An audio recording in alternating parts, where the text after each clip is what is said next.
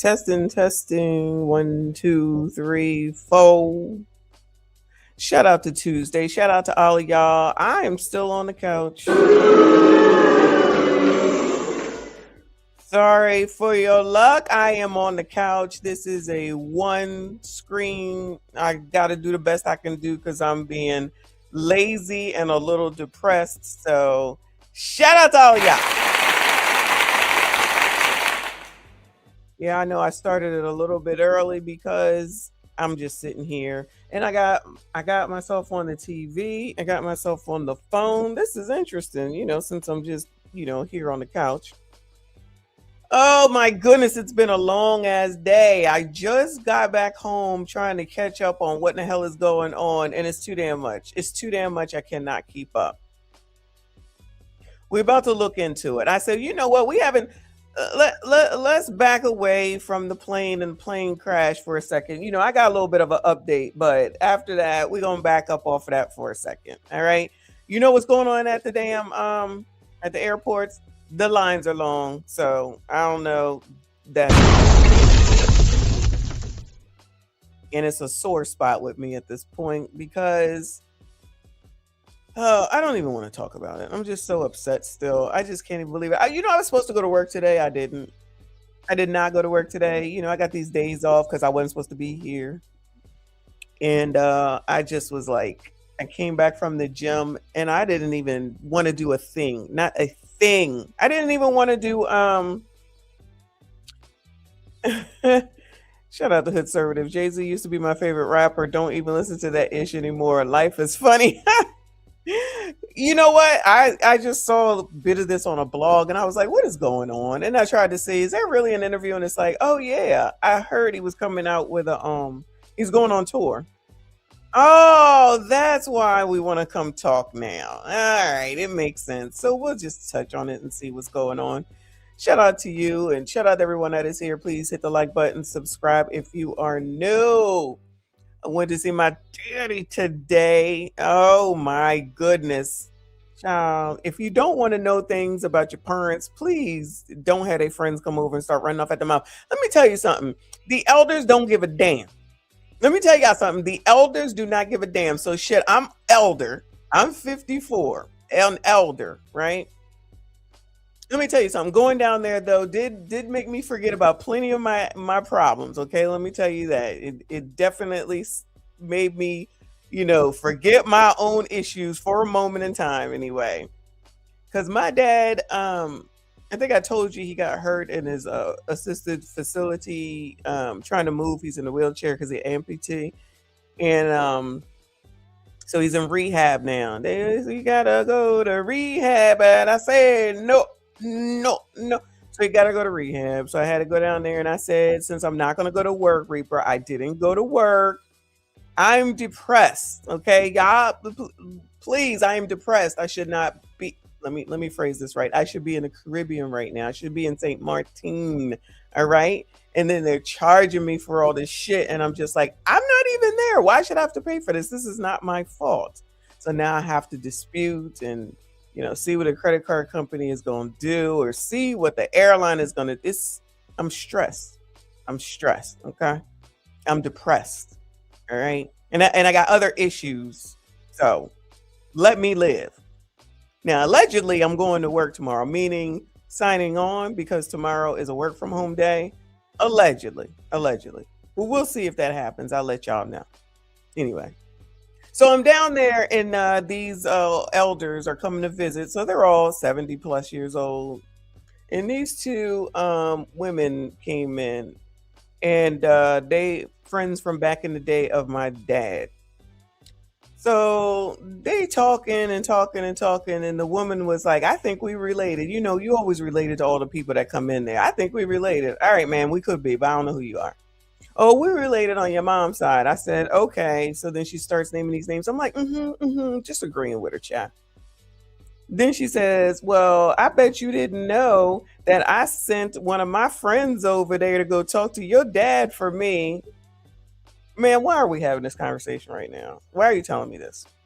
So I looked over at him and he laughs. He's laughing. He said, Yeah, I said, Lord. She said, yeah, I was married at the time and my husband was messing around. So I said, shoot, I'm gonna go ahead and I'm gonna go for him. In my head, I start thinking about y'all. I said, it never ends. It just gets passed down and passed down and passed down, right?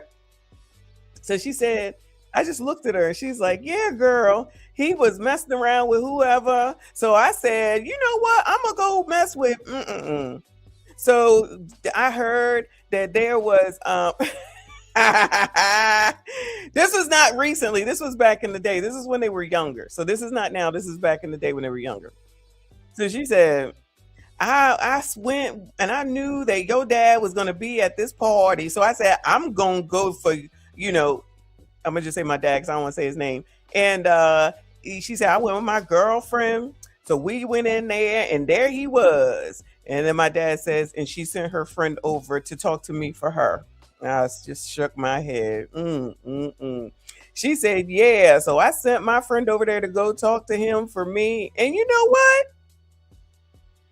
They went home together. Lord help your people. Again, man, why are you telling me this? Why are you telling me this?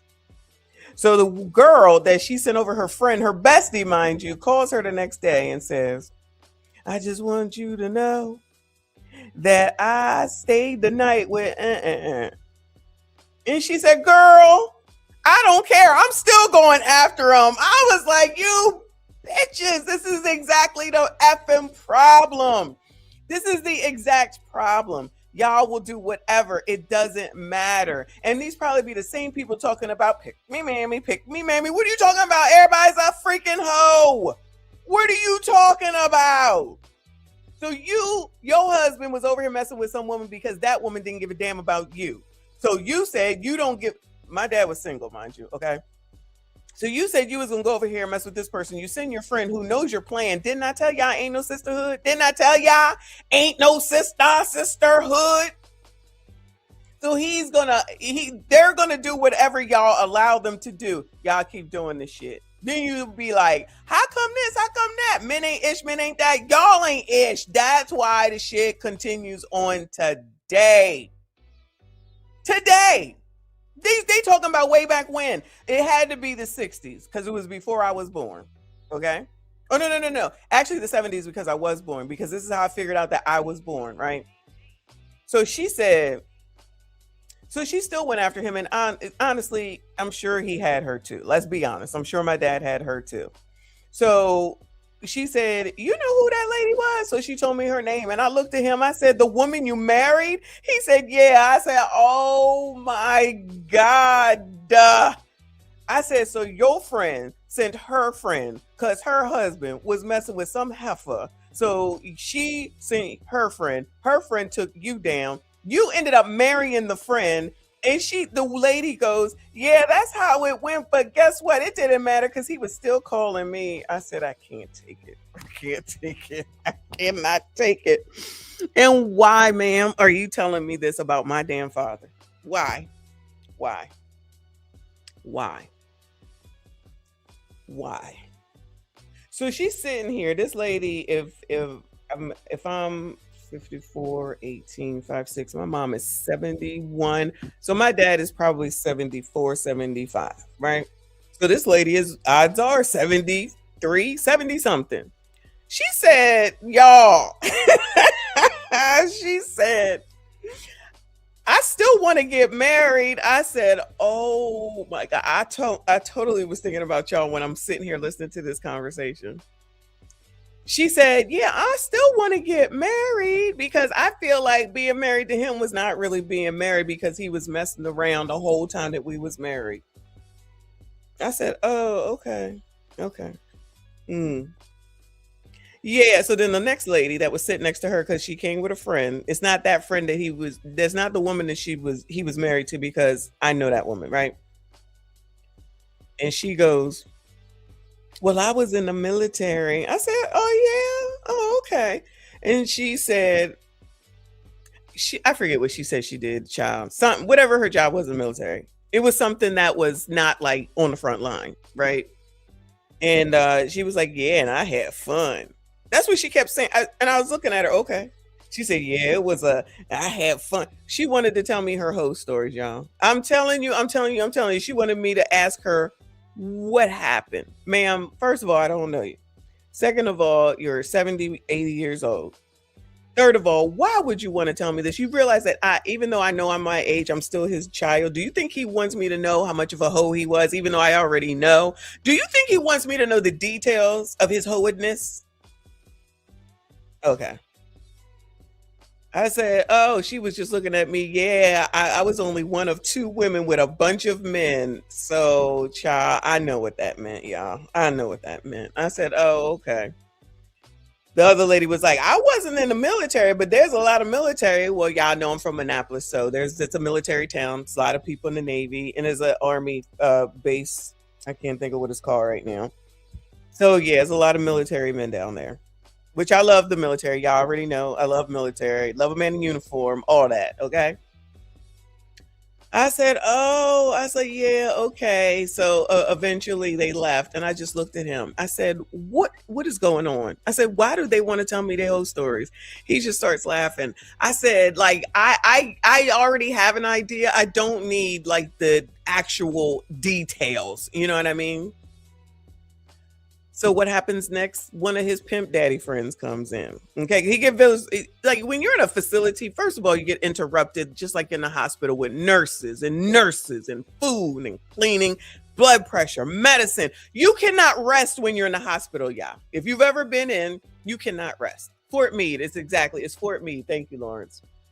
So Scat Daddy came in here and he looked just like Scat Daddy. Okay, he had cornrows in his hair, gray as all get out, with a suit that I guess he thought he was pimping in, but it looked like it probably came from the 80s, right? Shout out to Generation X. He got to be in his 70s, 80s. He coming sitting in there. He eyeing me up and down. Sir, you see my father here. I see you looking at me. Get it together, right? He was like, oh, so where do you work? And where are you from? And all these questions. And then finally he starts talking about Messy's dad. You remember that time that you tried to get me to marry that woman? I perked up. I said, what? My dad started laughing. I said, well, how does my dad tell you to marry a woman, right? What is going on?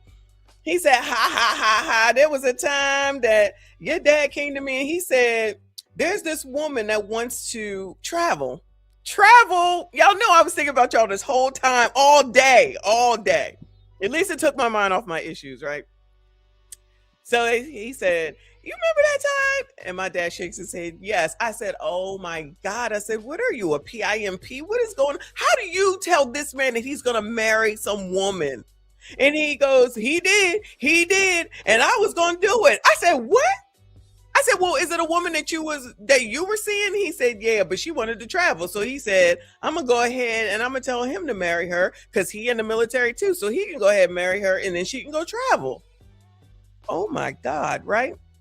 So the dude was like, yeah, she's a good looking girl. And I went down there and I was about to get the license and everything. And then I thought, wait a minute, why I'm marrying her? I said, oh, you had a moment of thinking? And he said, yeah, I was like, she was a nice girl and everything, but why he want me to marry her? Probably because there was some other woman that he was interested in and he wanted to get her off his hands or something. I don't know. He was like, I just said, no, I can't do it. And ended up not doing it. He was like, she was a nice girl. He said her first name, y'all. He said her first name. I said, not this is the last name. He said, yes. I said, that's my damn mother, y'all. I said, what the fuck? He said the first name and I said the last name. He said, yeah, you know her? That's my mother. I turned around to my father. I said, what is wrong with you? What are you doing? What is going on? What is this? I said, I have learned too much about you today. I'm leaving. Oh my God, you try to pit my mom. I said, you know I'm telling. You know I'm telling. He's just laughing. I was like, oh my God. The dude is like, well, she knows. I said, she ain't never tell me, and I'm pretty sure. Well, why didn't you marry my mother? He said, I don't know. I just didn't want to get married. He said, I don't know. I was like, oh my God. I said, this was what's wrong with you. I said, this is why y'all ass had to go into the military, because you was a mess. He said, yeah, I was a mess in these streets. He said, I admit it. He said, I admit it. I said, I already knew, but I know it was this bad. I said, these biatches just allow you to do any old thing, clearly. He's like, well, I was like, oh my God. I said, now my whole childhood is ruined. Who the hell are my parents? My parents, right? So I said, after that, really, I just said, I got to go before another person comes in here to visit you and they piss me the entire F off. I said, I don't need to hear your hoe stories, right? I already know he's a hoe. 1, he's in the military. 2, he's tall. 3, he's handsome. 4, he has money. 5, he's a very generous man. Okay. I know every single time I ever saw him, it was a different woman every single time. I'm not slow. All right. He got married once and they wasn't even married for 24 months. And he said, I will never get married again. And I'm like, I've heard it all before. I know. So I get in the car and the first thing I do is I call my mom. I said, do you know what the dude gave me his card? Now, why this man giving me his card? Sir, I'm not calling you. Okay, please understand and know I'm not calling you. He's like, oh, you can use this to let your mom know my name. Sir. Okay. So I said, do you know such and such? Oh yeah, he's a nice man. I know him. Oh, really? Girl, really? I said, he said that he was going to marry you. She starts backing up. She said, what? I said, yeah, he said that my dad told him to go marry you because you wanted to travel. She starts backing up. She said, I don't know nothing about that, but I wasn't going to marry him. He was on his way to go to get paperwork to marry you, he said. So it sounded like you knew. He said, yeah, no, I wasn't married. She said, no, I wasn't marrying him. I said, what the F? She said, but that's a funny story. So I told her the story. She laughed the whole time because she ended up marrying military. You know, my stepfather who just died, rest in peace to him.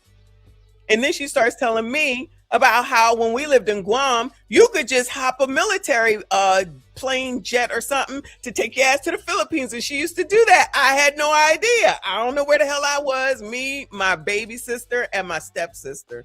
We just home or we with whoever. She jet setting it off with all the other wives from the, I don't know what the station is called in Guam, but they jetting their asses on over to the Philippines and shit.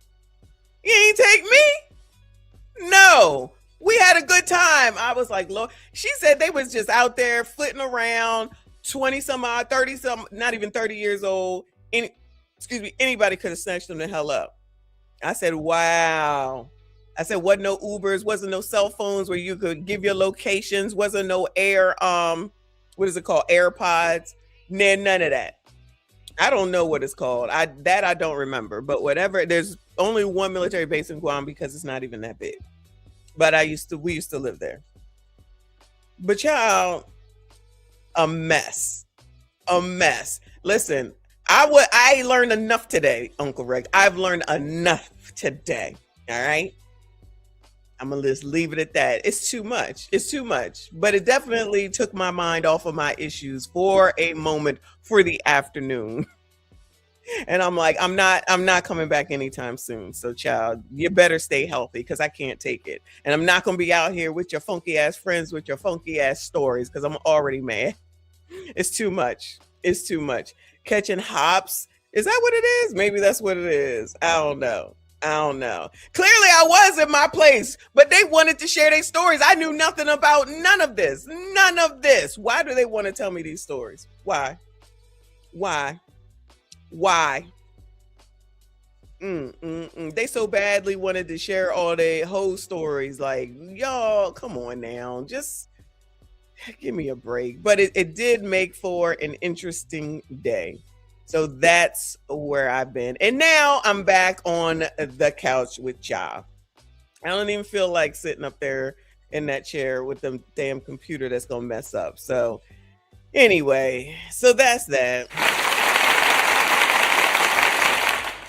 Child, let's get into this mess so I can go on and y'all can go on. I don't even know if there's anything to top after that. I'm sorry. Let me get back to Celine. Thank you, boo. She said, I always like I always like to be with a tall white man. There is nothing like it. I'm sure. I have no doubt. So shout out to you.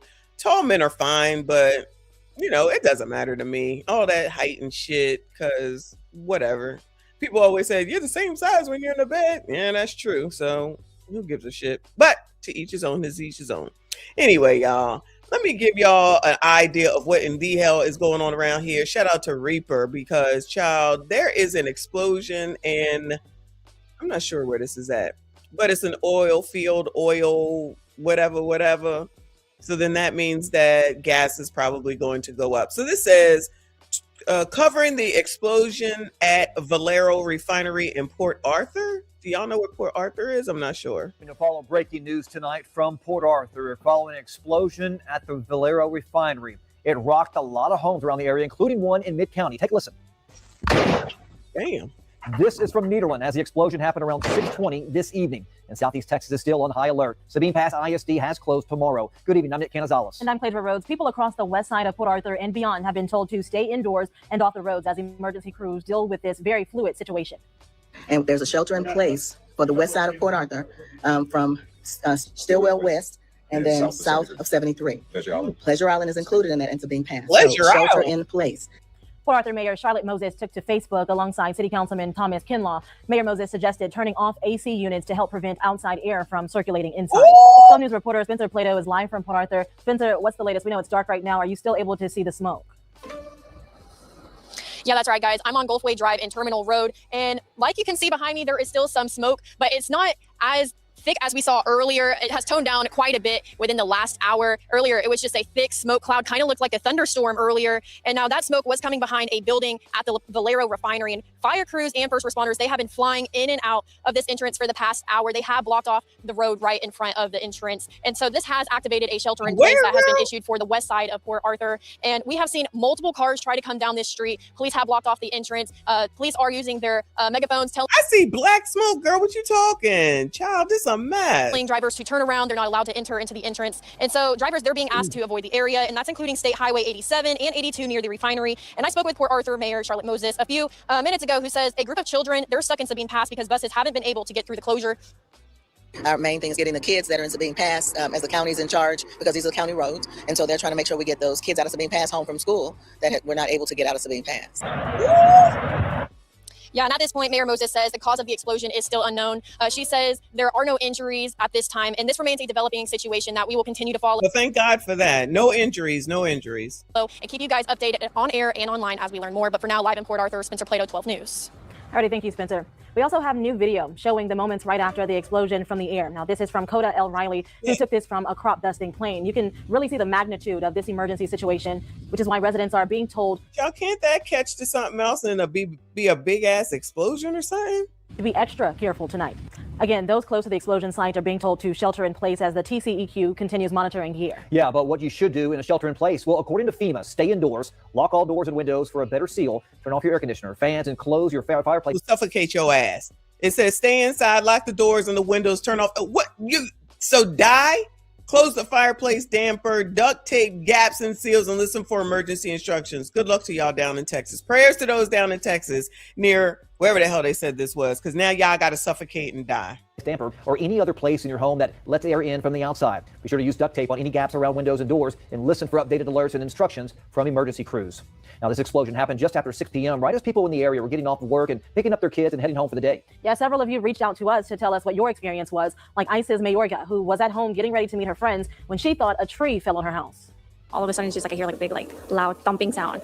I thought it was just like a tree falling down on my house. And all of a sudden I just get a knock on my door. It's my aunt telling me, she's like, did you see what happened? She felt like the floor was shaking. So it was really, really crazy. Not only did Port Arthur residents feel the impact, now, are y'all legal? But also a business inside Central Mall. Owner of Guasa Foods, Ingrid Ramirez, says she and her staff were frightened to find out what happened.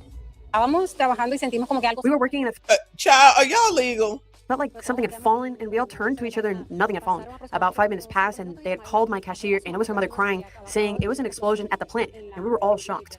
Valero has confirmed to 12 News that all workers were accounted for, and again, no injuries were reported. Meanwhile, local politicians are also reacting to this major event. Yeah, this includes state representative and Beaumont native Dave Phelan, who took to Facebook this evening. He said in part that he is, quote, grateful that... Way to take the Facebook, you jackass. Come out and say something in front of some damn body. I'm telling you, they be phoning it in, y'all. Oh, let me get to Twitter. They made a statement on Twitter. Brave first responders are on the scene swiftly. Please follow official guidance. My office is monitoring closely and we'll share updates as we learn more. Meanwhile, at-large Councilman A.J. Turner also took to Facebook tonight, saying this is a reminder for the community to take a closer look at our industrial agreements. Y'all F them, because then they're going to start talking about the American people, and you know how I feel about that. Y'all already know how I feel about that. These people is getting on my damn nerves. We moving on. I can't take it. Moving on.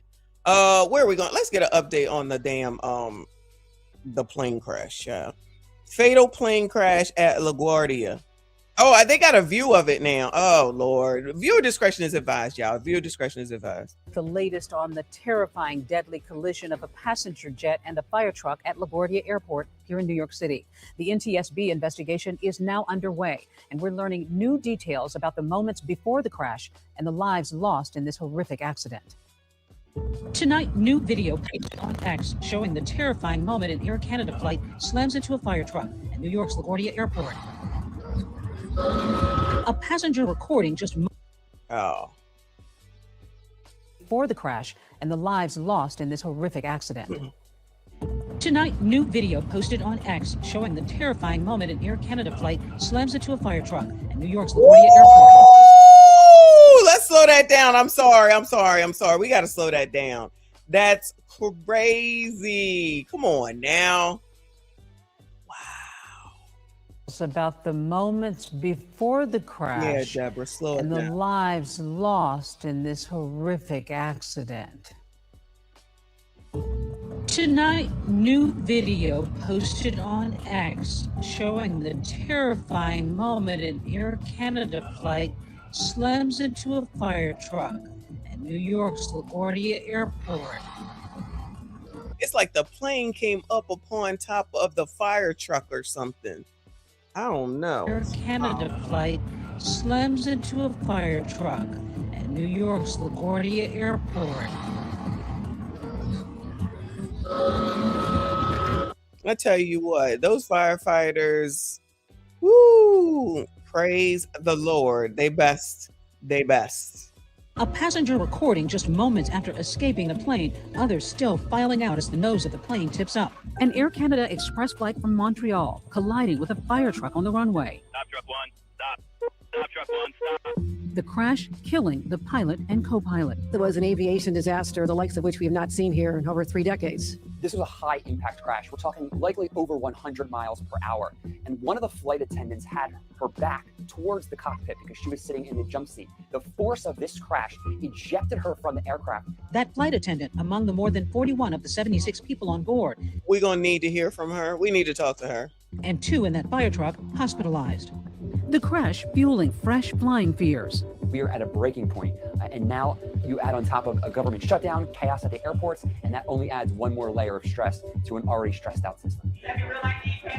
Coming after thousands of TSA agents calling out from work Saturday. And after the tragic collision, LaGuardia, one of the nation's busiest airports, closing down immediately, further complicating travel in the New York area. LaGuardia, one of the nation's busiest airports, closing down immediately. The FAA issuing a ground stop for all planes headed there. Over a dozen redirected to surrounding airports. LaGuardia Airport is closed at this time. No aircraft in or out. LaGuardia reopening with just one runway after a 14-hour shutdown. Before it was struck, the fire truck, a part of a fleet responding to a call for another plane reporting an unusual odor. Is this? I know that they're in touch with Canada, of course. So is this their fault? I guess it's not their fault. But why are they playing so cheap? Allegedly, I could be wrong. But that thing just fell apart from that fire truck.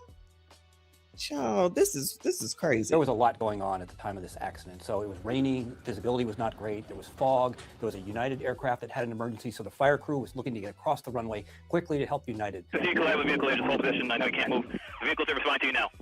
The plane's nose in shreds, hanging into the runway below. The mangled fire truck on its side in the grass, surrounded by debris. All of a sudden, boom, woke up in shock, just didn't know what to do. People were just in shock, like people were like caving in, just heard a loud bang, and then everyone's like freaking out, not knowing what to do. Moments before the crash, the truck asking for permission to cross a runway. Truck 1 and Company, LaGuardia Tower, requesting to cross 4 at Delta. Truck 1 and Company, cross 4 at Delta. Truck 1 and Company, crossing 4 at Delta. But soon after, telling the truck to stop. Stop, Truck 1. Stop. Stop, Truck 1. Stop. That warning apparently coming too late. The air traffic controller shortly after heard talking to a Frontier pilot who witnessed the collision. Frontier 4195, I got the word that we're going to be closed for a little while. If you want prepared to return to the ramp, let me know. Yeah, we got stuff in progress for that, man. That wasn't good to watch. Yeah, I know I was here. I tried to reach out to my staff. We were dealing with an emergency earlier. No, man, you did the best you could. NTSB now. Now, don't forget that we did learn that it wasn't only one air traffic controller. There was more than one air traffic controller. All right, I gotta make sure I get these words straight. So, oh, you already hear it in his voice. He definitely getting fired. Now deep into investigating how this could have happened. Clearly human error. Somebody made a mistake in clearing the fire truck across the runway. But why did that mistake happen? That's what the FAA needs to figure out. Was somebody distracted when they shouldn't have been distracted? Was the United emergency flight? He's saying the same thing that I'm saying. Didn't I say that? Don't let there be a phone. Don't let there be a phone come into play. Yeah. That's what the FAA needs to figure out. Was somebody distracted when they shouldn't have been distracted? Was the United emergency flight distracting the crew in the tower? It takes months, sometimes up to a year before we get the findings. Ooh, are they trying to say that somebody was distracted in the tower? I was thinking somebody was distracted in the truck because like RBN keeps saying, child, you didn't look left, right, left, because that's how you're supposed to look before you cross the street. Left, right, left. It's left, right, isn't it? Yes, left to the side that they would hit you first, right, left is how you're supposed to look before you cross the street. You couldn't hear it either? I don't know, yeah. I don't know. Mistake happened. That's what the FAA needs to figure out. Was somebody distracted when they shouldn't have been distracted? Was the United emergency flight distracting the crew in the tower? It takes months, sometimes up to a year before we get the findings of that investigation. I want New Yorkers to know that the National Transportation Safety Board is investigating the cause of this accident and that we will not rest until the conclusion of that investigation. Of course, we'll continue to follow the latest on the investigation into the. All right, thanks, Deborah. We appreciate you. All right, so that is the update. As far as I can tell, the most up-to-date information on the plane crash. Now we got visuals of how it happened, and it's a mess, just as much of a mess as we thought it would be, in my opinion, anyway. So, prayers to those people. Hopefully, all the rest, everybody else is gonna be okay, and we'll see what happens. Hopefully, it is not that the fire truck person was on the phone. You know they're going to be checking the ping or whatever. I'm just saying. I just would assume left, right, left, but that's just me. One bag ship. Thank you, hon. I appreciate you. They said love the daily streams. Thank you so much, hon. I appreciate you. It'd be tough trying to figure out what to talk about, y'all. It was tough today. I had to give y'all that story, though, unfortunately. All right, so they're allegedly about to make a deal on the TSA stuff, which they better. Now, I'm not going to listen to this whole thing, but it says from Fox, he's lying. Kennedy tortures Schumer. Oh, Lord. What is going on? Senator John Kennedy of Louisiana, it's so good to have you here. Some of those constituents are super patient. In New Orleans, the overall nationwide call-out rate is 11.76%. At New Orleans, it's 42.3%. And, sir, I want you to listen to Senator Schumer. He says that President Trump is the one that is standing in the way of TSA paychecks. Watch. Let's make it very clear. Donald Trump is the one standing in the way of paychecks for TSA workers with the ridiculous attempt to pass the SAVE Act. The SAVE Act, which would destroy a lot of what we know about democracy. Child, do we need to go over the SAVE Act one by one? Because now it's because of the SAVE Act. Now it's Donald Trump's fault, of course. Didn't somebody just say that a second ago? I feel like the senator is trying to reverse the situation for the reason that the shutdown started in the first place, sir. Well, look, Senator Schumer, in this instance anyway, he's lying. He's lying like fish swim. I mean, here's what's going on. We've had DHS shut down for 38 days, I think. The Democrats at one point voted to fund DHS, and then they backtracked. We've been debating the SAVE Act for, 10 days, I guess. We're stuck. I'm a big believer that when you're stuck, You ought to try to plow around the stump, not through it. So Senator Cruz and I, a few days ago, came up with a two-step process to solve both problems. Step one, we would open up everything at DHS except ICE, including TSA, which the Democrats have already agreed to, and then we would fund ICE through reconciliation, which we could do only with Republican votes. We wouldn't need any Democratic votes. I don't speak for Senator Cruz on this part of it, but I also have suggested that we use the reconciliation process with only Republican votes to pass the SAVE Act. Now, we pitched this to Senator Thune a couple of days ago. He pitched it to President Trump. President Trump, as you know from his tweets, said no. But I talked to Senator Thune last night, and he says the president has reconsidered and may be on board. I don't know. All right. I don't know for sure. That's a bit of a stem winder. We'll try and nail it down because all the reporting suggested last night that there was a breakthrough. A, was there a breakthrough? And B, if you're going to put reconciliation as simple majority vote, but the rules in the Senate still have to say, okay, you're allowed to vote on this piece of legislation under the rules of the Senate as they fit reconciliation. Can you do that for ICE? And can you do that for the Save America Act with a simple 51 votes? I think we can clearly do it for ICE. Doing it for the SAVE Act is a closer question. And look, the Senate has a lot of lawyers, Bill, and on both sides, and they're all good lawyers. They're all astonished. All right. So in other words, ain't no solutions yet, and that's that. I feel like we got the gist of it. They still talking. They ain't coming together yet. Ain't nothing been resolved. It's the SAVE Act in one breath, and then it's DHS, Homeland Security agents in the next. So we'll see. All right, that's enough. Because he do sound like Foghorn Leghorn. That's funny. That's funny. Wall Street Tech. Foghorn Leghorn. Sometimes people call him Foghorn Leghorn or Foghorn Leghorn. I call him Foghorn Leghorn. Shout out to Generation X. Y'all, you know I've changed the other channel to a Generation X channel. I'm going to start putting stuff on it for Generation X starting in April. So make sure that y'all are subscribed. I appreciate you. Moving on, child. Moving on. We're going to do Crime is Down. I'm sorry. We're going to do Your Rent is Due this month. But in advance of that, this says judge strikes down New York state law banning housing vouchers. No. A New York State appeals court struck down a state law this week banning landlords from turning away a prospective tenant just because they use federal housing vouchers like Section 8. Investigative reporter Tim McNicholas brings us the latest on an issue he's covered extensively. For years, CBS News New York has uncovered cases of landlords and realtors denying people who use housing vouchers, openly posting no Section 8 in listings on Craigslist and...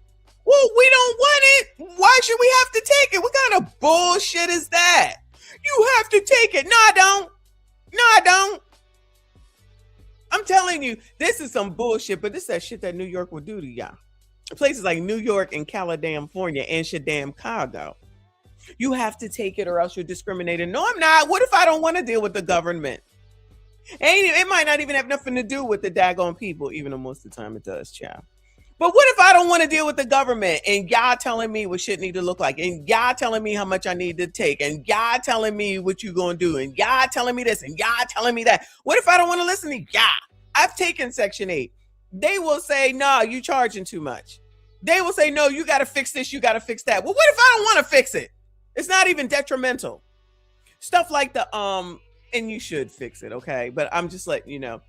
They will say that if there's a crack in the cover that covers the light switch or the plugs, you got to fix it.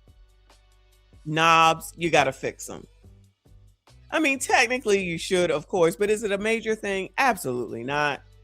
So they want to make you do all that, but they won't go over there and make sure that there's no rats, roaches in the elevator works, but you want to nickel and dime me?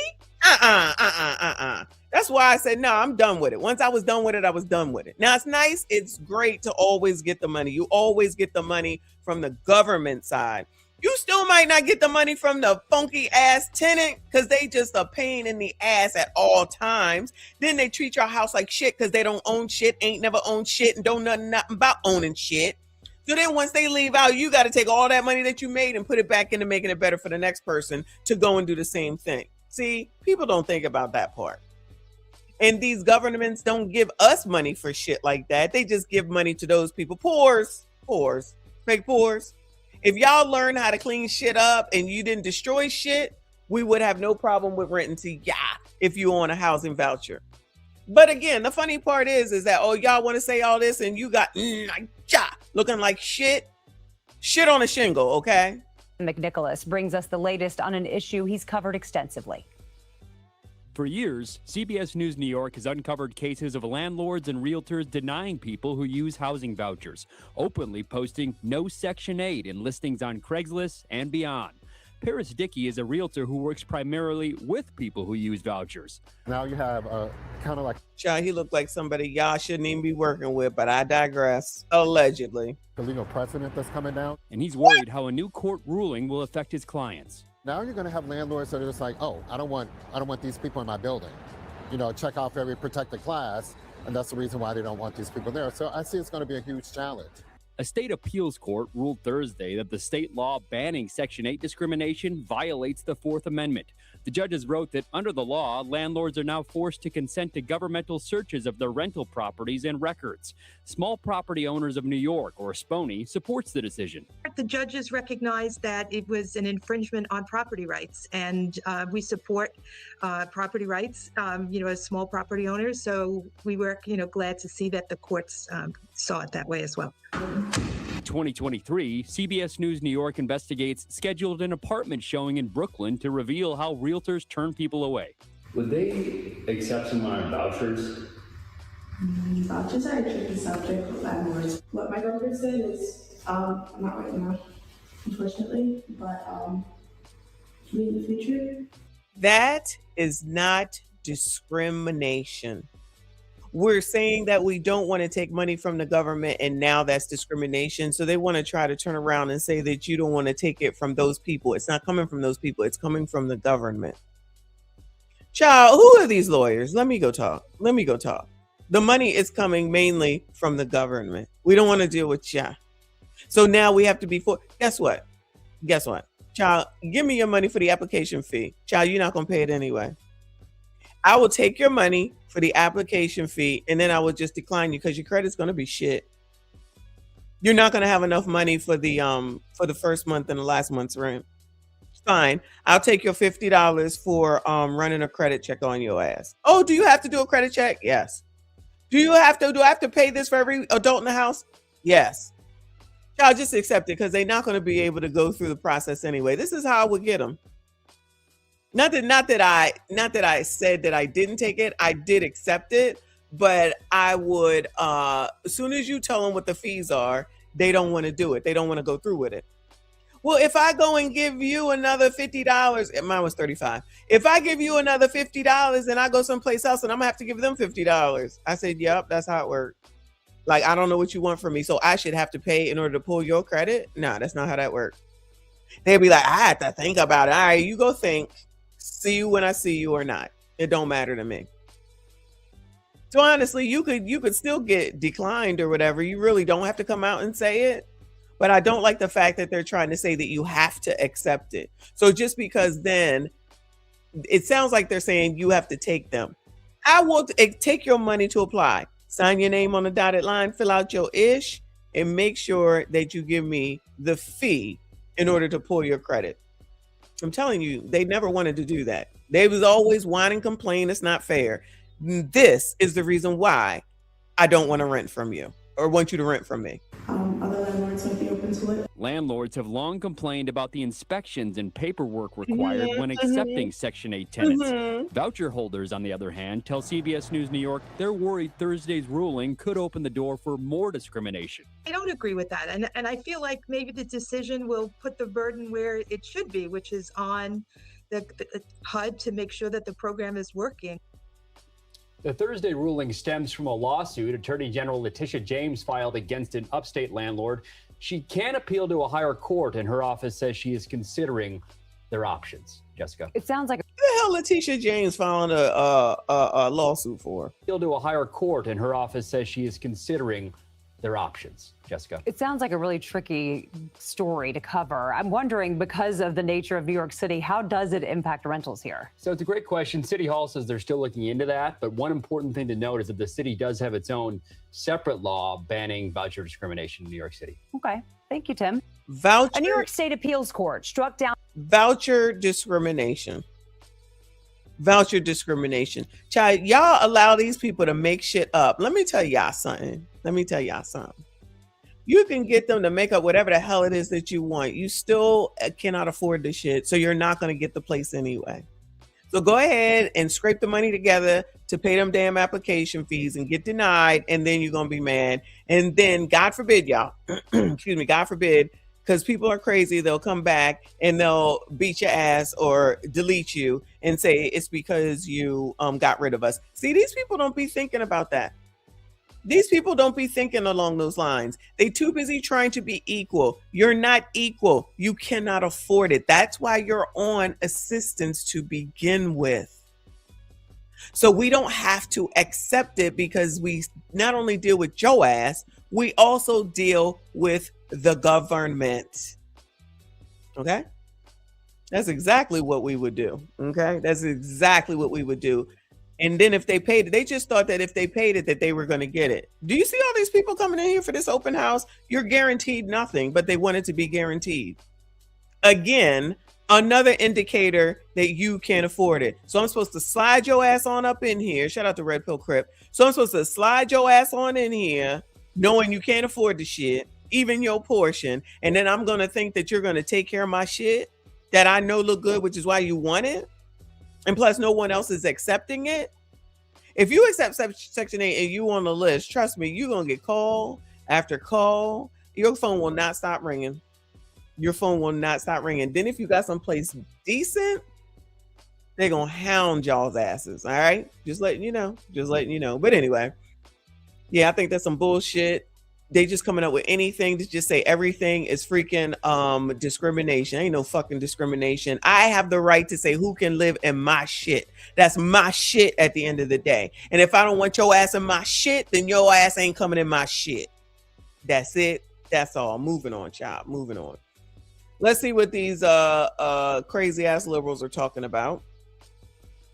This says this liberal who serves on Chicago City Council says it was 18-year-old's fault that she got deleted by an illegal migrant. Sheridan, 18, was in the wrong place at the wrong time. She might have startled the migrant who deleted her. Where the feminists at? Yeah. Where the feminists at? Where are all the people that care about women? Where are all the people that's out here fighting for women? Where are all the people that say they're choosing the bear over women? Or where are all the women who want to live on the island with only women and no men? Where they at? Because honestly, I've been thinking about this, which is why I pulled this one to go over.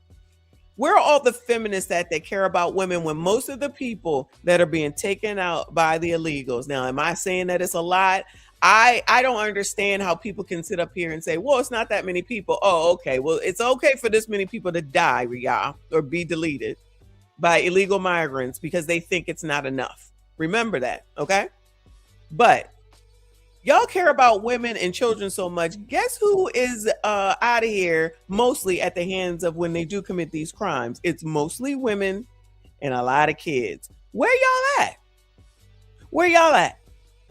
How come y'all not out here saying, no, y'all gotta go because we care about women's? I told y'all, ain't no sisterhood. They don't give a shit about you. It's whatever their agenda is at the time. Because anybody that allegedly cares about women, out here talking about women, out here talking about equality, women can do anything men can do, we can do it all better. Excuse me. They should be outraged. They should not be fighting to keep these same people in here because one woman gone is too many women gone. Where they at? Why are they fighting against their alleged interest? Y'all just be falling for the okie doke. And most of this is because of your Trump derangement syndrome. That you're willing to allow these little girls, young girls, females, and kids to be taken on the hell on up out of here. Oh, well, it's not a high number because I've actually heard someone say those words to me. It's not a high number. So let's just let people who shouldn't be here, that are here illegally, take out any number because it's not a high number, and that's a reason to keep them here. Again, you're either deranged and out of your effing mind, or you have your Trump derangement syndrome, which of course it could be both. Y'all don't even see it. Not y'all, you know what I'm saying. But let's hear this heifer. Right, and they go out on the pier, they walk around. So the kids were out doing normal things people do in the neighborhood. And it sounds like this might have been a wrong place, wrong time, running into a person who had a gun. They might have startled this person at the end of the pier unintentionally. But that's all the time, right? And they go out on the pier, they walk around. So the kids were out doing normal things people do in the neighborhood. And it sounds like this might have been a wrong place, wrong time, running into a person who had a gun. They might have startled this person at the end of the pier unintentionally. But that's all the time, right? And they go out on the pier, they walk. So they regularly, because they live here, go out on the pier. Must be New York, I believe. And they're out doing whatever it is that they do, because they live here and they've been in the neighborhood for forever. And they must have startled the person. So then that person went and took you out, and that was okay. Whether it was a young lady, a woman, a female, or a kid, it's okay because you just startled the migrant. You startled the illegal migrant. So it's your fault. And this person is on some sort of a council. What is it? This is Chicago. This is who these people are. So remember the girl, I forget her name, in Baltimore, or let me not say Baltimore, in the Maryland area, and she went out and left her dad, I'm going to get gas, and then she met up with the illegal, and then they went home and they heard that they was having relations, and all of a sudden he dumped her over, he deleted her allegedly and dumped her over the bridge. Where, we've been waiting for all that follow-up. Now it's nowhere. I don't hear nothing. But that's okay. It's not a problem because it's not a lot, so it's okay. So then she was black. So y'all don't care about black. Y'all don't care about women. Y'all don't care about female kids. Y'all don't care about kids as a whole because it's not a lot yet. It's not a lot yet. Then there's Laken Riley, correct, which is a name that a lot of people know. That's okay. Forget about the fact that she's a girl. She's a female. I don't know if she was a woman or not. I'm not really sure. I think she was a child, right? And forget about all that. Fight for them to stay. This is how delusional these people are. So you're fighting for the same people that took all these people out. And there's no discrimination. It's anybody. It's white, it's black, it's Hispanic, it's a kid, it's not a kid, it's a woman. It's typically female though. It's definitely typically female. But you're fighting for these people to stay. But you allegedly love women, and you allegedly love children, and you allegedly want equality. You want to equally be crazy as F because of your Trump derangement syndrome, because that's all it's about. Whatever Trump wants, you want to do the opposite of because you want to be difficult. And you think that hurts him. At the end of the day, the shit that these people are doing, it hurts us before it hurts him. And these jackasses don't even realize it. And us means all of us, not just us right here. So any of these kids in this daggone neighborhood, if there's any others, could potentially be in jeopardy because they out there doing whatever it is that they do. They out here playing like they normally do, and now they can't do that because y'all want to have illegal asylum seekers here because you want to stick it to Trump, or because you want to go ahead with this narrative so that you could go in. Thank you, boo. So you could go in and help to get these votes, because now with the SAVE Act, it's so difficult, Jim Crow 2.0. And you guys are supposed to be the nice ones, the good ones. You're not good. You honestly might be worse. I know nobody wants to hear that, but at the end of the day, I really think that they might be worse because you try to act like you're so good and you ain't shit. Let's go on over here and start to get into some crime, because remember, Jasmine Crockett says, if you don't think you're a criminal, then you're not a criminal. So we're going to start with a tough one, very tough one. It's unspeakable, really. A 94-year-old woman raped right here in Baton Rouge. Tonight, Baton Rouge police say they worked through the night to identify their suspect and arrest him. Our chief investigator, Chris Nakamoto, is here now with what neighbors have to say about this, who, as you can imagine, are stunned, and what may make you even more mad is the suspect's troubling criminal history. Chris. Now, I'm sure y'all have heard of this. It's taking me a minute to get to it because I really didn't want to do it, but y'all have been sending it to me. So this little MFer allegedly raped a 94-year-old, okay? And probably because of Democrats, liberals, progressives, take your pick, this little MFer didn't have to be taken to jail, juvie, or anything like that. He was out to do whatever the hell it is that he wants to. And what may make you even more mad is the suspect's troubling criminal history. Chris.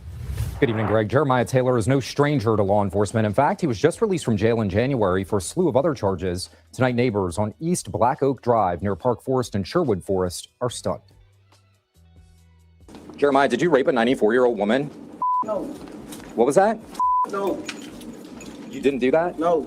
So what is this? I don't know, man. I don't rape no body, man. Wearing handcuffs and only speaking with profanities, 22-year-old Jeremiah Taylor is accused of the unthinkable. 22, child. I thought he was a child. I guess height don't mean nothing. 22. 22. And this is what you get. I'm sure he doesn't think he's a criminal, Jazzy. Handcuffs and only speaking with profanities, 22-year-old Jeremiah Taylor is accused of the unthinkable. Investigators say he raped a 94-year-old woman who lived on this street in Baton Rouge in broad daylight. Neighbors are stunned and say the woman always was outside, tending to her yard, and the neighbors all looked after her. This is horrible. You know, Satan is busy, and it is just bad. Stuff like this don't usually happen around here. Everybody looks out. That was a sweet woman. It's sad. It's shit. Nothing like that be happening in the neighborhood, really. That's sad. That's sick. The WAFBI team first to report Taylor's troubled past with arrests for rape. Wait a GD minute. Wait a GD minute. Oh, well, he didn't do nothing even though he's been accused of it before. First degree rape. What is this? 2024. Unauthorized entry in an inhabited dwelling. Simple burglary. Simple criminal damn property. What is it? Misdemeanor SB. First degree rape. Again, another one down in August the 30th. Or it's a different case anyway. Theft, second degree battery, theft, second degree rape again back in December 2024. SB, second degree battery, first degree rape back in August 2024. Violation of a protective order in 2026. And you MFers let this little chocolate ass, black ass, funky ass, nasty ass, dirty ass out. 22. And y'all think, see, I know where is this at? Hold on, where is this at? I don't remember. Where is this at? IT man accused 94-year-old woman. It's probably a liberal place, of course. And then you have people trying to say, oh, well, he's not a criminal if he doesn't think that he's a criminal. Nah, he a criminal, and so are you. And some of these damn people that are putting these things on the books and the judges that agree to them need to go to jail too. This is bullshit. Burglary, unauthorized entry, all within the past 2 years. The WAFBI team found his most recent arrest was dismissed by District Attorney Hiller Moore's office, allowing Taylor back out on the streets. The frustration palpable for detectives who repeatedly see the same offenders over and over. It is a source of contention. It is a source of frustration on our department and with our officers. Why this is happening is... Sir, you're just being racist. Questions that I would love y'all to ask the rest of the judicial system. Following yesterday's rape, detectives worked quickly, putting photos out on Crime Stoppers Friday morning, and the community responded with an incredible amount of tips. Within just minutes of us releasing those photos, public reached out to us and was able to give us information about the location of the suspect.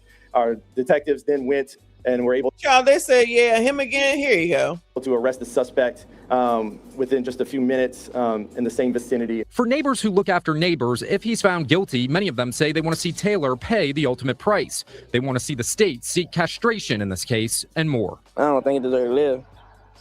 Honestly. Cat, that ain't enough. You still go walk around. Elliot ain't even gonna ever be right again after this. You're lucky you didn't catch him. You reap what you sow. Chief Moore says the evidence is overwhelming as this investigation continues. When you're looking at one of the most vulnerable parts of our population, the elderly, to take advantage of them in this way, horrendous. unacceptable. I don't know what word you really use. I'm really dumbfounded to try to explain it. Sources tell the I-Team the victim in this case received some pretty serious injuries, including broken bones during the attack. Taylor Of course she did. was locked up in the East Baton Rouge Parish Jail with no bond this evening. Well, at least that. But somebody will come through and say, not my baby. 22 years old, and this is where you are. There's no such thing as rehabilitation. You can't rehab that. You can't rehab that, in my opinion. So what's the point? Look at the way that he acts. Look at how he looks. Yeah, I said, look at how he looks. I said that.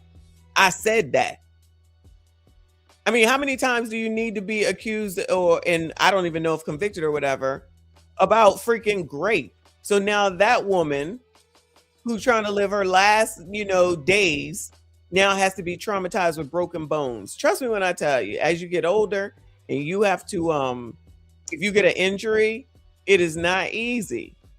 It is not easy to recover from stuff like that.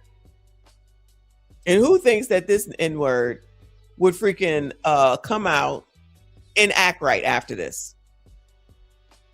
Child, I know everybody innocent until they're proven guilty, but with that damn record, that ninja is guilty, allegedly. But let's see what else is going on. This is hot off of the press. 2 deceased after an SHO-OTing in Wilmington.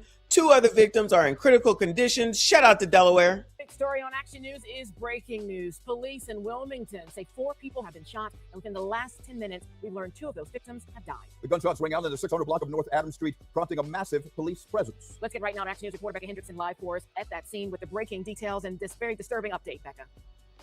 It is, Shari. We've learned at this point that 3 male victims were shot, 1 female victim. The 2 victims who passed away are 19 and 21-year-old men. Another adult female and adult male victim were shot as well. I want to get out of the way to show you this. A 19 and 21-year-old in the middle of the day.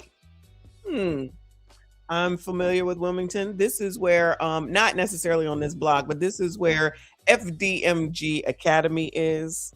Wilmington is a hub for people who are running things up and down 95 from Jersey, Pennsylvania, Philly, New York, down to Baltimore, and even Virginia.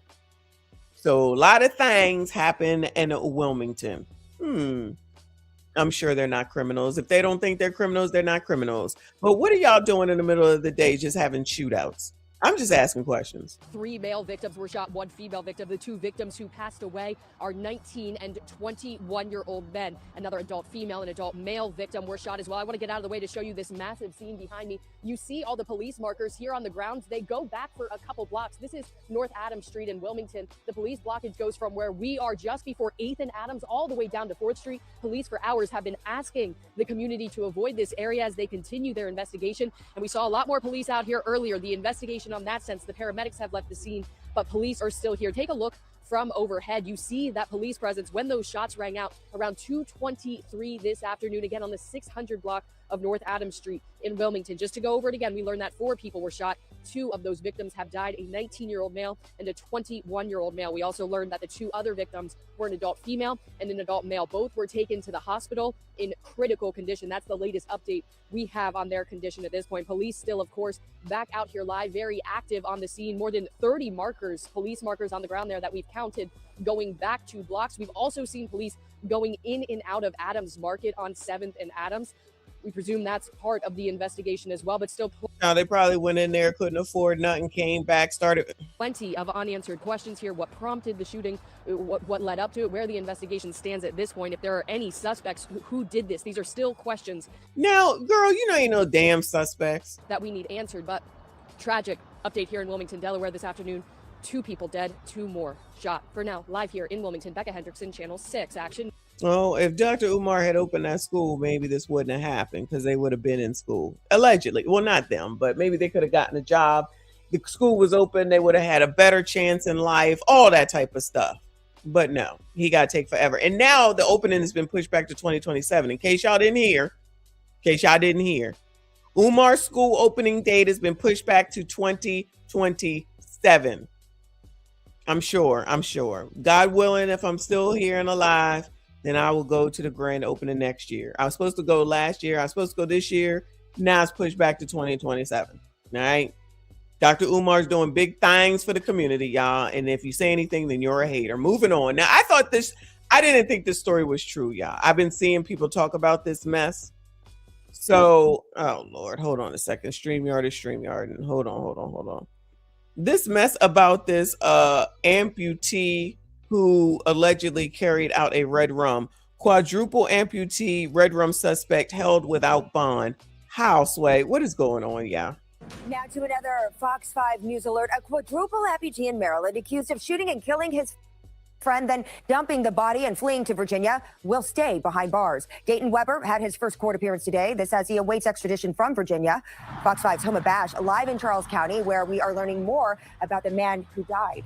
Hi, Homa. Hi, Angie. Now, despite all the questions and the curiosity about this case, truly it has gone viral worldwide. We have to remember there is a victim at the center of all of this, a man who lost his life, family and friends who are grieving him. It's just upsetting. You don't want to hear about any kind of, murder or, shootings or anything like that. Like, we don't want that. And, again, it doesn't have anything to do with us here. They paid their money to come in the gate every time. And it's, just very upsetting for the community of Southern Maryland. To hold a weapon, you need two hands because the size of the weapon. Sir, calm down. You're being racist right now. Or is this disability obic? What's it called? Disability obic child, whatever it is. Sir, stop it. I saw was a 9mm. It takes two hands to hold a 9mm. Yeah. And I'm just wondering how you would do it.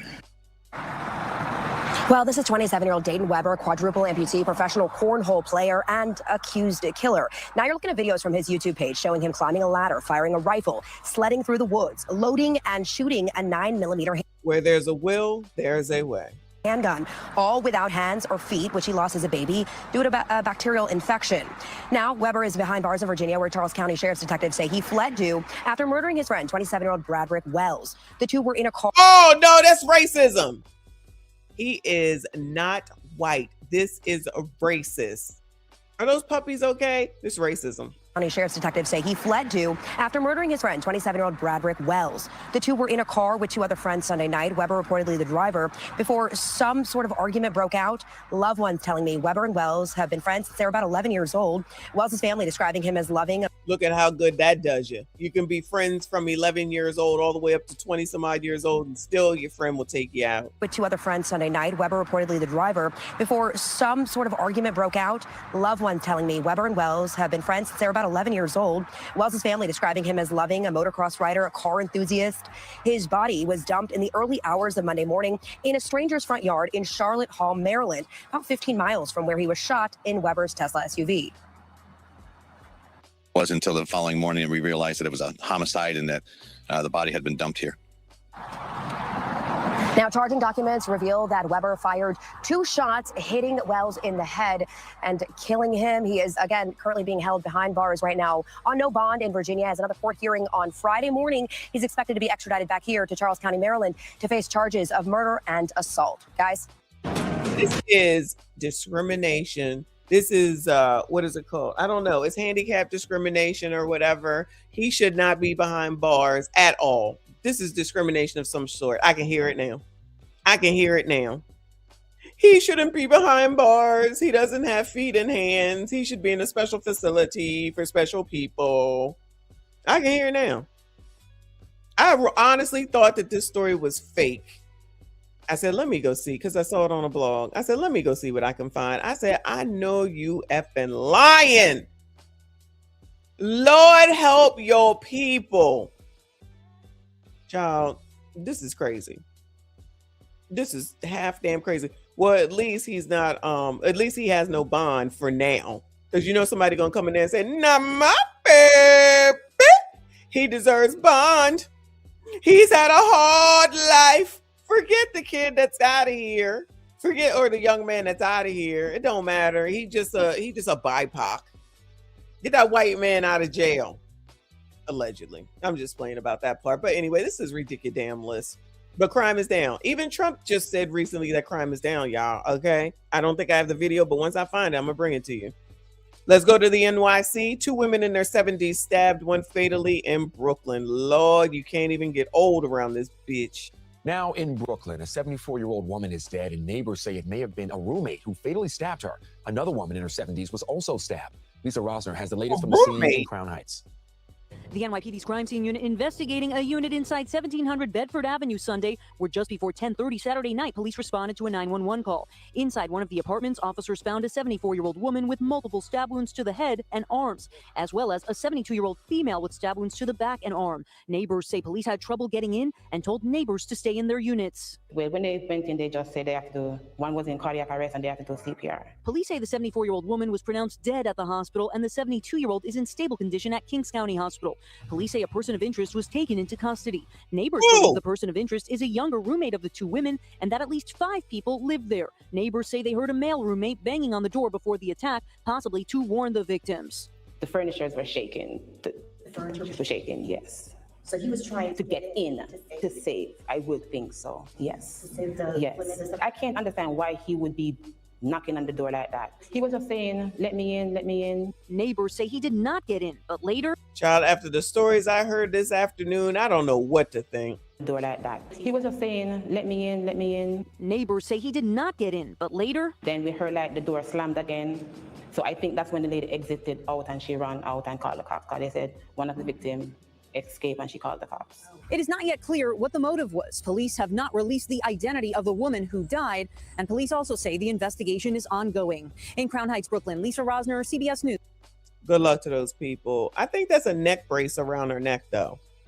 So maybe there was already something wrong with her. I don't know. We got to go to Baltimore. Shout out to Doogie. Police arrest 11-year-old juvenile. Police arrest an 11-year-old after juveniles robbed of bikes, phones, and cash. I can read, y'all. I can. Good evening and thank you for joining us. I'm Maxine Stryker. Baltimore police say they have arrested 3 juveniles after a robbery in West Baltimore. The youngest suspect, not even a teenager. No. Even though they get caught, they still just get a slap on the wrist. And I know you don't just want to throw them in jail because they babies, they kids, but you can't allow them to harm you as well. So we got to find out some kind of solution. Fox 40. The solution is to send their asses to jail and arrest the parents. 5's Vincent Hill joins us live with what we're learning about that robbery and another recent case involving a young person not even believed to be a teen yet. Vince.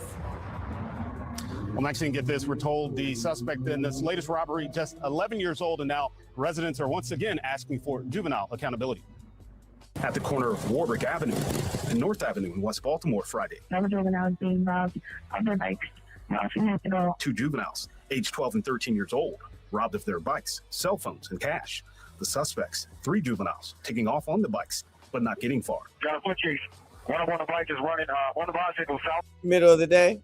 With the help of the aviation unit, Baltimore police arresting a 14-year-old, a 13-year-old, and an 11-year-old. I did not know it was that close to home. Miss Edna saw the commotion of police down the street from her house. You know they are that materialistic. They see what they want and they take it. Speaking out on her concerns about juvenile crime. It just put fear in people. They're allowed to do that and then be put right back out on the street once they caught.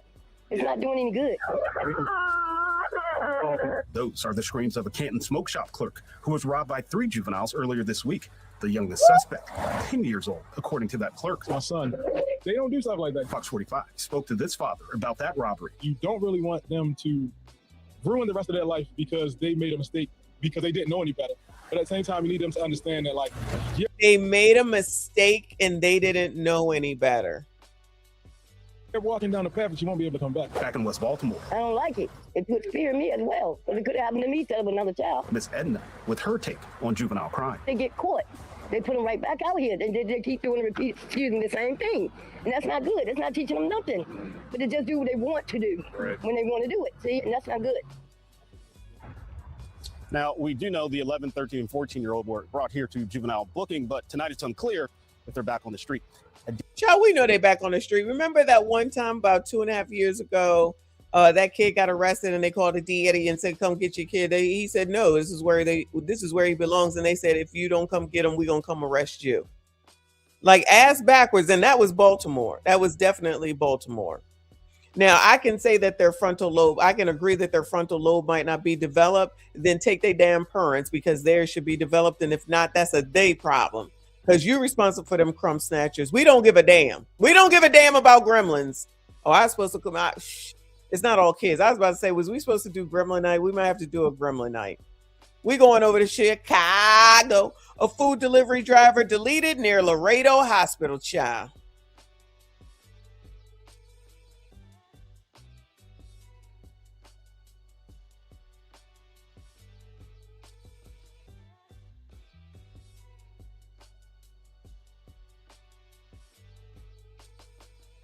Y'all, can you hear that? I feel like it went out. Hold on a second.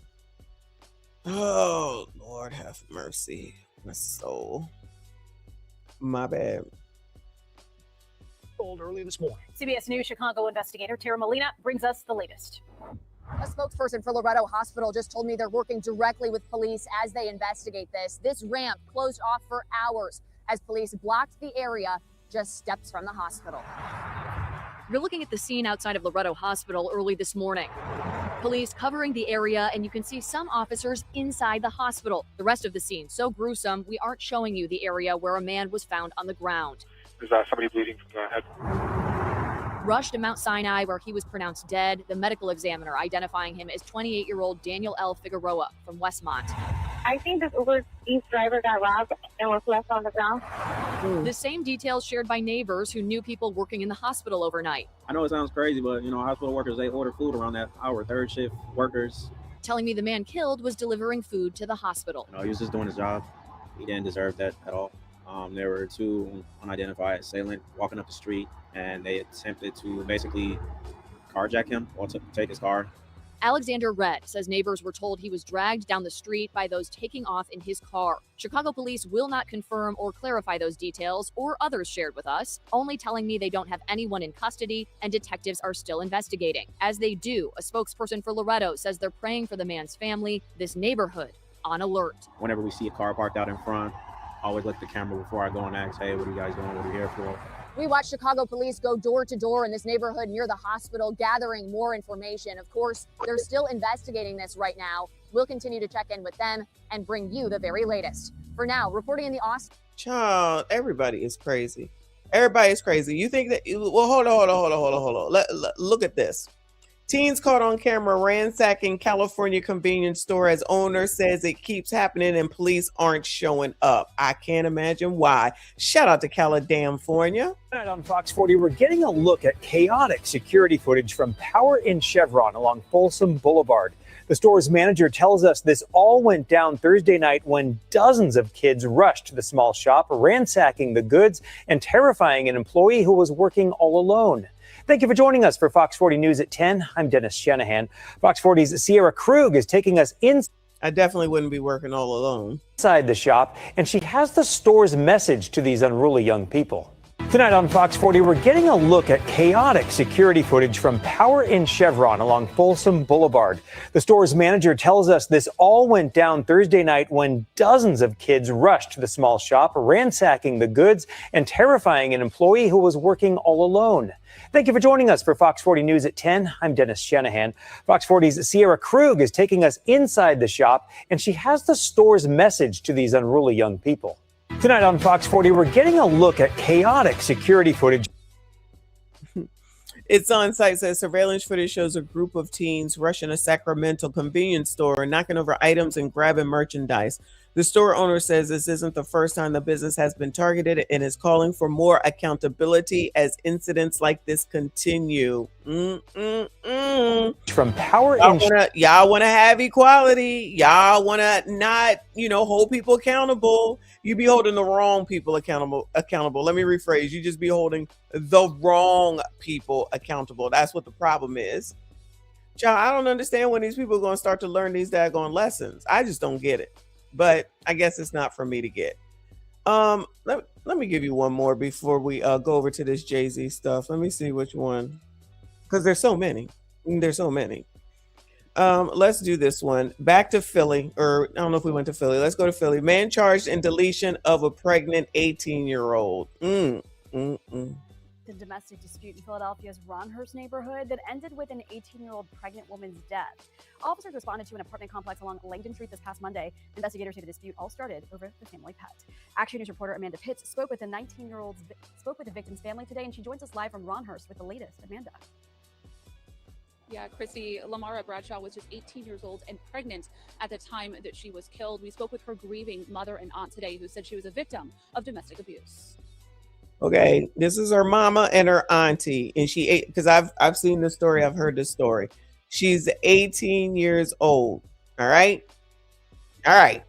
My whole world is shattered right now. It's been 4 days since Michelle Adekola's life forever changed. Lamara Bradshaw, known as Myra, her only daughter, was shot and killed Monday night, allegedly at the hands of her boyfriend. She was carrying your baby. You should have more sympathy towards her. I don't understand. She was carrying his baby, and he should have more sympathy towards her. Oh, look at you, Spider's makeup and weaving it up. Boyfriend. She was carrying your baby. You should have more sympathy towards her. I don't understand that. The family, not wanting to show their faces amid their grief, say the 18-year-old was pregnant with her second child when she was killed. Police say it happened on the 7000 block of Langdon Street in the Ronhurst section of Philadelphia. Police have charged 29-year-old Robert Tatum with voluntary manslaughter. 29 years old. 29 years old. What a peach. What a peach. Child, I can understand though.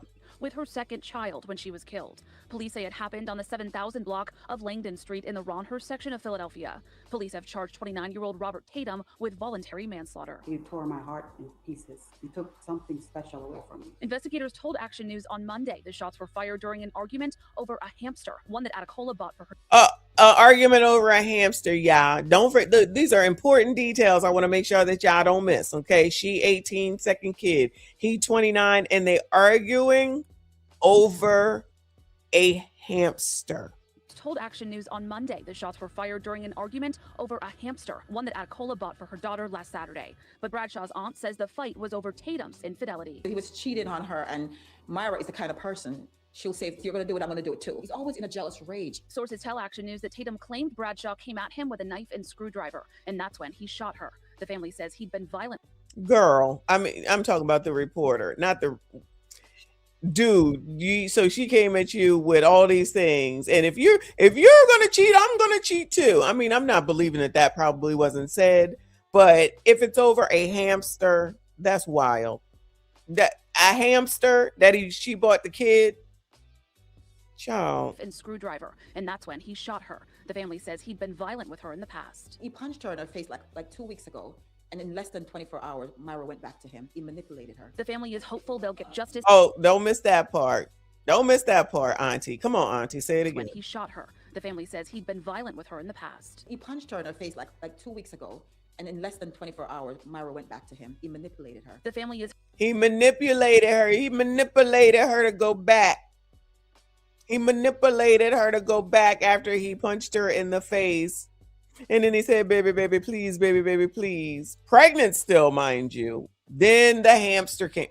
There's a lot going on around here, yeah. Hopeful they'll get justice, but say they'll never feel closure. I feel like I didn't protect her enough to let this man kill my daughter, and I wasn't there to help her. It makes me feel broken inside. She's like an angel. She's irreplaceable.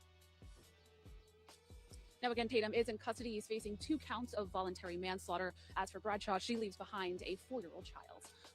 So, they just said 2 counts of voluntary manslaughter, y'all. And I've been seeing these sayings, these posts on Instagram lately, where it's like, y'all want ABs, but when someone does something to a child inside of you, how do you consider that red rum? But it's not considered red rum when you go specifically to the clinic in order to get the child on up out of here, Bueller. Does that make sense? So listen, that's not me having no sympathy for him. Trust and believe. I think you know that. But he's been charged with 2 counts of manslaughter. So y'all only care about the kids in the womb when the dude does something to the kid. But when you willingly go to the chop shop, you're not getting charged. Something don't sound right. So should you be charged as well? I think you should. I think Keita just said selective outrage today. I think you should. What are we talking about right now? I thought y'all was all into, not y'all, you know what I'm saying. I thought y'all was all into, it's my body, my choice. It's my body, my choice. Well, technically, it's his kid, so I guess that was his choice. Should he only be charged with 1 count of slaughter? Allegedly. I'm just saying. I could be wrong. Yeah, this is that bullshit that they don't even realize that they're saying that makes no sense. And I got to be honest with you, I'm just realizing it with these things that are coming up. Like how? And then you're bragging about doing it. You're bragging about going to the chop shop. What's her name got the damn song where she was in front? Was it Glorilla? Where she opened up in front of the chop shop with her first song. Brought the daggone chop shop to the Democratic National Convention. Cam started there. Now he got to be charged with 2 counts of manslaughter. Maybe he was just performing a chop shop. It's his baby, right? If you got the right, he don't have the right. Child, you know I'm just talking crazy, but these are the people that y'all think should be running shit when they make no sense whatsoever. Yeah, that's what it was. Yep. Glorilla is pregnant? Of course she is, child. I'm surprised it took this long. She just needed the right person. All right, let's get to this Jay-Z mess.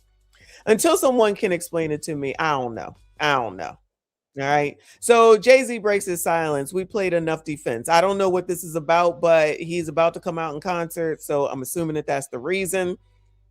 So we'll hear what he got to say, because I think he was charged or accused. He was accused of essay or grape or something. And then the girl recanted or something like that. I forget, something with Diddy. So let's hear what he got to say. Because Jay-Z don't give out no interviews. Jay-Z don't do no damn interviews. So I'm like, well, what's the reason for this? What is the reason for this? Oh, concert. You know, so we could just get that out the way. Okay. Like, I was really heartbroken by Hold on, I already got through to the beginning. So here we go. How would you rate your 2025? Like, looking back on the last year? It was hard, really hard. I was like heartbroken.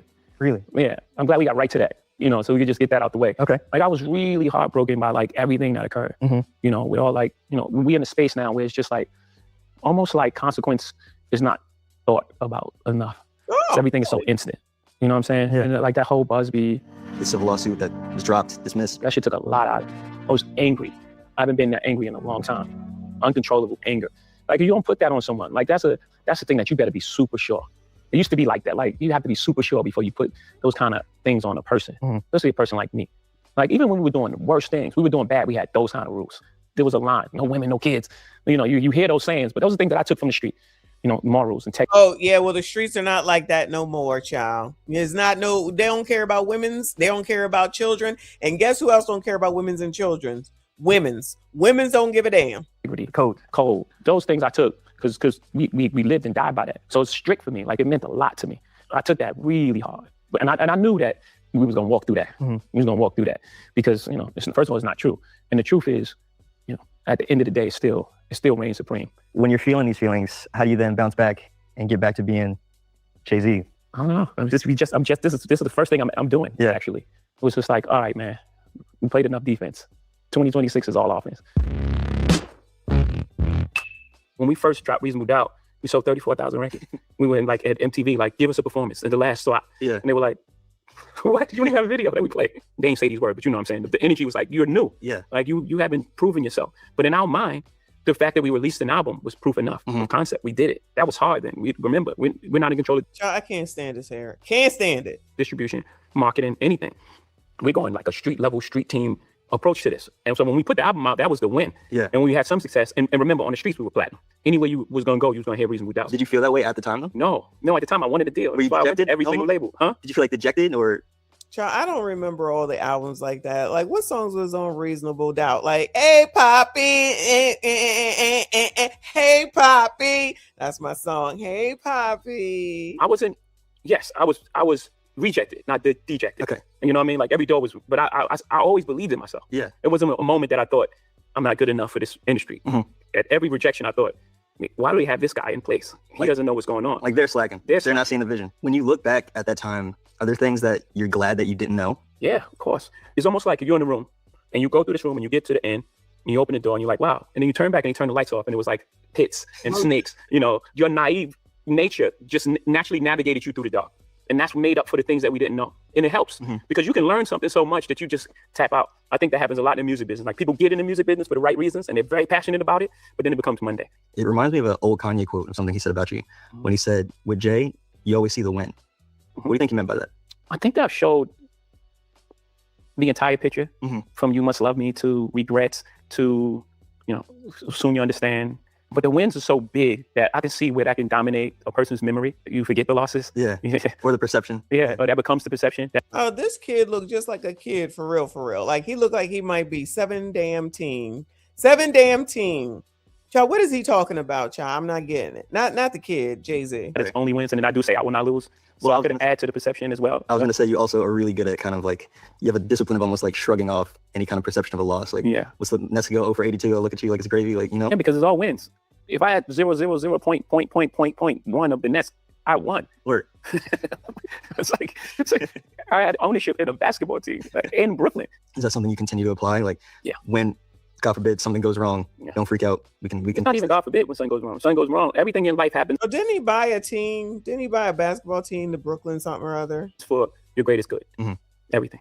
I had to not get a deal in order to become who I am today. It didn't feel like the greatest blessing of all. It was the greatest blessing that I didn't get a deal, right? So again, everything in your life, it's not happening to you, it's happening for you. When you don't skip over that. Yeah. It's not happening to you, it's happening for you. So you just got to know the distinction. Everything is just how you relate to it. There's no good or bad. Shit happens. It's life. When did you reach that acceptance of that concept though? I read a lot of books earlier, Seed of the Soul, Celestine Prophecies, and all these different books, and I was picking up all these gems and jewels on the way. But I was also 26 when I came in, and I lived a lot of life for those 26 years. Marcy to Trenton, New Jersey, to Cambridge, Maryland, to Newport News, Virginia. I met all sorts of people in all sorts of situations, and I came out without a scratch. Never been in jail. 3 shots never touched me. 3 shots never touched me. I came out unscathed. It was very rare. And I was always curious after that. Once you reach that part, like I've had the living, and now I'm like, man, why did that happen? I'm always questioning, like, why did that happen? Why did it happen that way? I want to ask you just a little bit about a written testimony specifically, just because that was the most recent release. I think it came out like right before the pandemic started. So yeah, like the day. The day. Yeah, my favorite verse is off that just jumbled track. I love that track. It's so noisy and just so unorthodox. Flux capacitor. You know what's funny about that? So I don't know if you remember this. You and I were emailing about that because I wrote about that album, and I said this verse is crazy even if it's offbeat. Yeah. And you said that being offbeat is that you do for the culture, the ways that you put on, the ways that you try to protect and move forward, but kind of the pushback that you get sometimes about like people throw capitalists at you in a derogatory sense. Child, he's dressed like he about to go to prison or something. This look like a prison outfit. I think in that verse specifically, the only thing I heard coming up was the American dream until we started being successful. And it was like, wait a minute, you're selling out because you're making money. That was the first thing that was put on musicians. People had this law for the struggling artist. That's a mind game. What we would call back in the day for technology. It's like, no, I'm not going for that. Like, no, I make art first. And then I make sure that I'm compensated for my art. I didn't take advantage. I didn't get here by taking advantage of people. I didn't take it. No one. That's not my reputation. That's not what I do. I didn't get here by taking advantage of people or taking advantage of, the loopholes in the system or some wrinkle in a capitalist structure. That structure exists. And I just see the world for what it is, not for what I want it to be. I'm a realist, not ideal. It's not idealistic. People speak about the world how they want to see it. You're never going to win like that. Child, what is he talking about? Do y'all get it? I don't like it so far either, child. I don't know what we're talking about. I'm not smart enough, clearly. I'm just not smart enough. You said something just now, though, about you pushing independence, right? Kind of like in the spirit of Prince. When you embody that, do you feel like you are kind of setting a mold or leading a charge for like what the successful Black man is allowed to do and like breaking these spaces, breaking these confines? Yeah, I even want you to take that out of your vocabulary. Take what? Allowed. You know what I'm saying? We're not allowed to do anything. In order for someone to allow you, they have to have authority over you. No one has authority over us. All right. Well, thank you for that. I like that. Come on. We exist like everyone else here. No one can allow us to do anything. But that question, the liberals are not going to like that, Jay. That word comes from a real space. And I want to eliminate all those type of words for us. Yeah. Yes. So the answer to that is yes. When you're on a mission to eliminate words like allow, like you said, do you feel like that makes you a target sometimes from? Oh yeah, for sure. 100%. What's the Nipsey thing? Pray for me, y'all. One day I'm gonna have to pay for these thoughts. Real niggas is extinct. It ain't safe for me, my dog. I think a real fucking lyrics. You've come back to that a lot in the last few years. Like the more I reveal me, the more they will kill me. Stuff like that. When you say they, like who is that? Whatever the threat to, however the system is set up to keep things at status quo and keep us in a position of using words like allow. So anyone that's culpable in creating a system that we operate under, that's they. Yeah. Democrats, but y'all be rocking with them. You and Bay. That's they. And it actually goes beyond color. Yeah. Because I've encountered that a lot. Where it was just like, okay, this successful Black man, make it, let me go to him. Yeah. And for help. And they're like, you don't fuck with no rap shit. Oh wow. not like out like that, but you know, that's the energy. like the energy. It's like you see the energy. Yeah. You know? I was thinking about how you described last year as being angry and for the first time in a while. I wondered what it felt like to be pulled back into that feeling and how you pulled yourself out or how you leaned on the people around you. Yeah. I've been saying to pull I needed the people around me more than ever. Because usually when I have that feeling, I would just make music and just be therapeutic. I'll be able to, I'll blow it out. Yeah. And I would be like, blow it out. You know, I'll move on. I can't do it. The makeup, I would die. It would have been cheaper, yes. Cheaper, quicker, move on with your life. It was like a testament because people know me. Like I know who you are, and that's impossible. And not only we standing by you, but what do you need? Yeah. What did you kind of do to come back from that personally or emotionally, I guess? I'm still working with that. That's a great question. I'm still dealing with that. What was it like watching Blue come into her own even more on this most recent tour? That was amazing. You know, because on the first tour, you know, there was a lot of conversation around her first performance, and she worked really hard to get to that point, but she still wasn't going for it. She still was like going through the motions, and then after that, she just started going for it. Like she started fighting back. I saw her fight, maybe for the first time in her life, like fighting back. You know, like not everything is just given to her and everything is easy. She had to fight for that, and she fought for it. Then to see her do the amount of work, she's almost on every number. Yeah, I had to take her off physically. And you know what? He doesn't talk often. That's what I said. So what is going on? Why is Jay-Z talking? Because he really does not do interviews and stuff like that. Now I'm like, oh, okay. Now we know that he's about to go on tour, which, listen, depending on the ticket price, I might go. I just might go. We'll see. But yeah, these discussions are above my head. It's above me now, child. It's above me. Or something, I'm like, man, you can't be on that stage. She's singing, 6-inch heels. You crazy? That's never gonna happen. You know, like it was like that. It was like a fight. Sure. She wanted to dance every single number, and that's a lot of choreography to remember. She was 13 at the time. That's a lot, and she was nailing it. She was going crazy. That's what's up. Yeah. Like Blue was a crazy pianist. But she won't let us get her like a teacher. She don't want to be mentored in that way because she wants it to feel just like fun. She don't want it to be a job. But when she has a perfect pitch, anything. If she hears a song, she'll be like, play it again, and then she'll play it. Oh wow! Like she'll teach herself. She'll find the notes, and then she's off playing it. I get the feeling that most of y'all do not care for Jay-Z. Okay, so do you want to be done with this interview? Because I'm not getting nothing out of it. It's up to y'all. That's just talent. Because we tell her like, that's not normal, right? And she's just like, no, I just want to play. I enjoy playing. Let me just play. So she doesn't work at that. She worked at this, and it makes me proud that she fought for something that she really wanted to do. I don't think we're gonna be able to get off that stage now. I don't know. You pop out like when you want to, you record when you want to, like you're not in that like that stricture. Yeah, I think 444 released a lot. Y'all rather listen to More Crime Is Down than listen to Jay-Z? What is wrong with y'all? Y'all would rather listen to More Crime Is Down? Yo, that is weird, right? Did you just start to do it here and say, oh, we're going to go change clothes? Then you go over here. Okay, yeah, we're going to go change clothes. Then you go back up. Child, this is too much. Child, I agree. All right.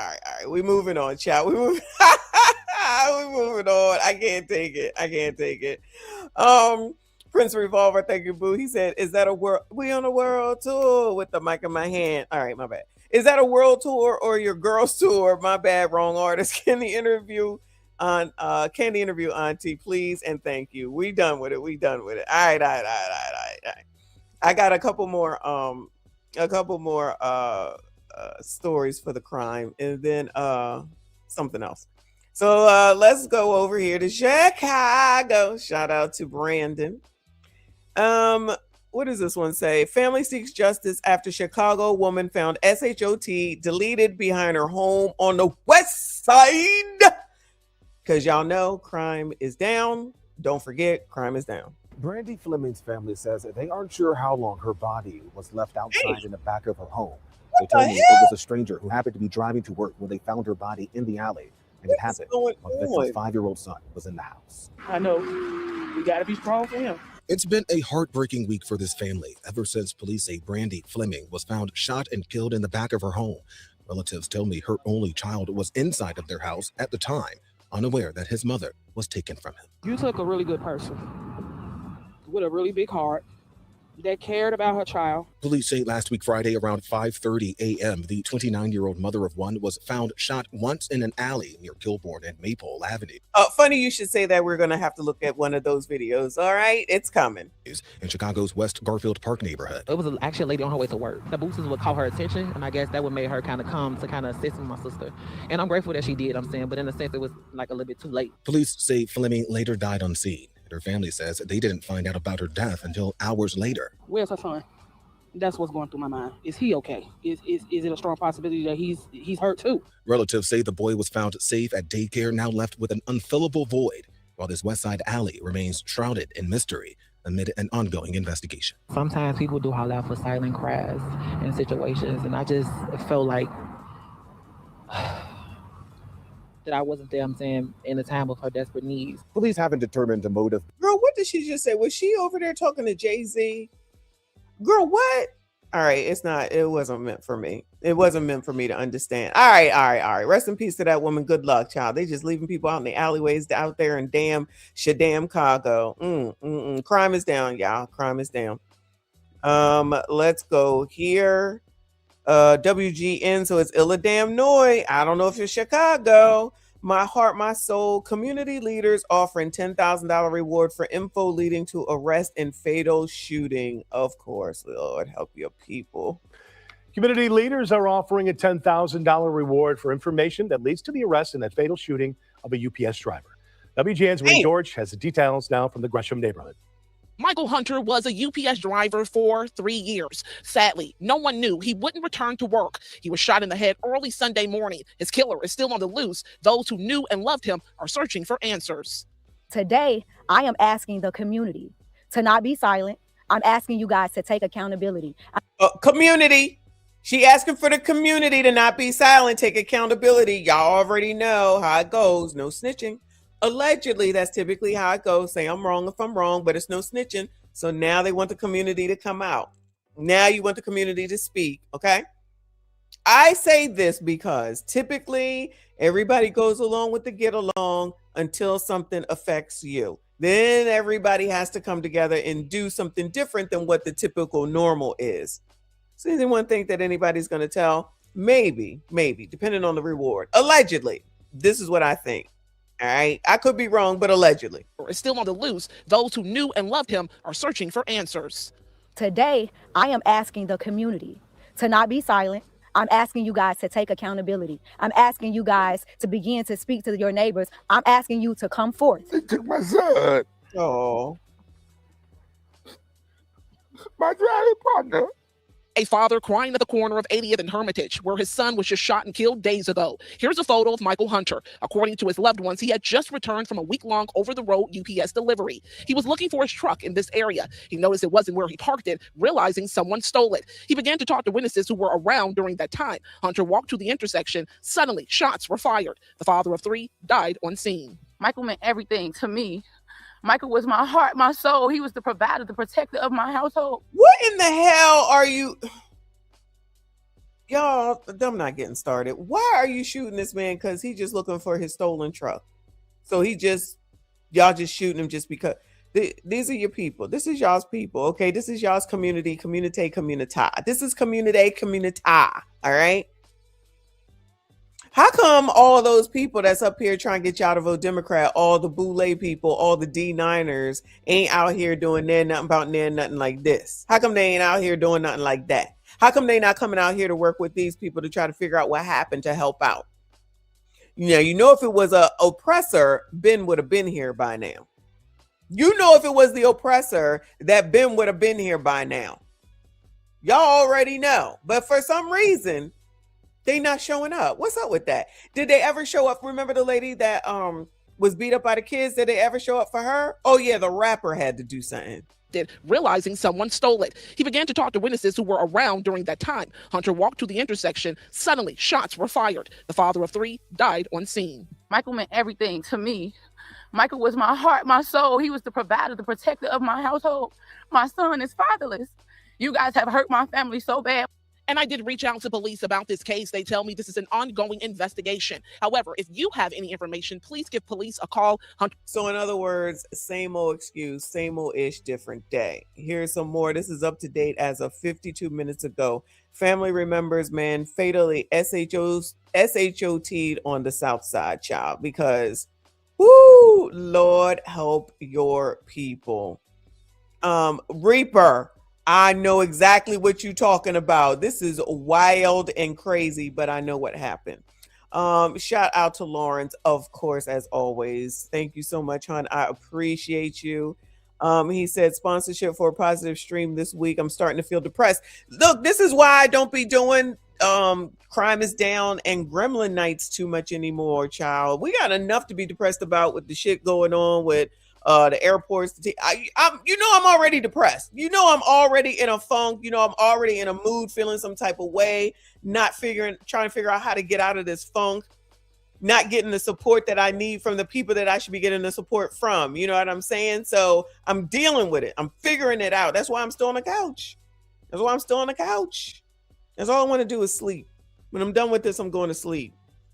This is it. I got nothing else to do. Now, the odds are that I may not go to work tomorrow. I still got the day off. I'm going to try. I promise you. I've been getting up and going to the gym, y'all. This is not about me. But I'm just saying, this is why I don't do these things too much. I put off that thing with that little crumb snatcher that's 22 and what he did to the old woman. You know what I mean? So, that's 2 weeks old. I didn't even want to do it, especially when people be doing stuff to elders. I hate that shit. Y'all know it. You know it. But this is true, though. This shit is going on. We know crime is going on. I'm telling you, Trump just said recently that crime is down as well. So they say it's good. It's good. There's other people, and I don't want to make this a rant. That there's other people. Y'all gonna leave me alone, okay? That there's other people that will say, oh, you just want to talk about black people. You just want to talk about black people. Well, it's not that I just want to talk about black people, but I'm black.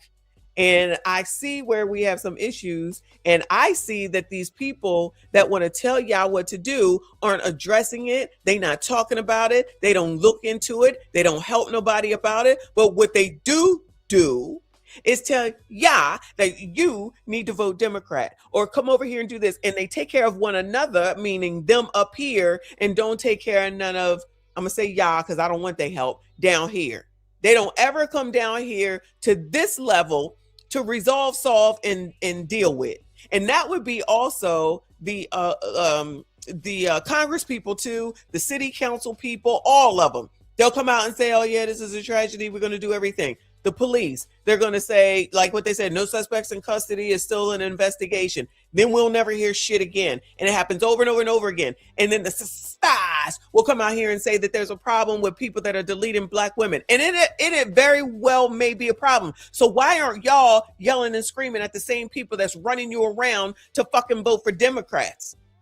So if it's a problem or child X trafficking, especially among black people, specifically black girls, then why are y'all not making them attend to that? Why are y'all not making them tend to the shit that matters, tend to the shit that affects the community, tend to the shit that keeps happening over and over and over again? I sit up here and talk about it. I'm the fucking problem. No, y'all are the fucking problem that allow these MFers to play in y'all's face.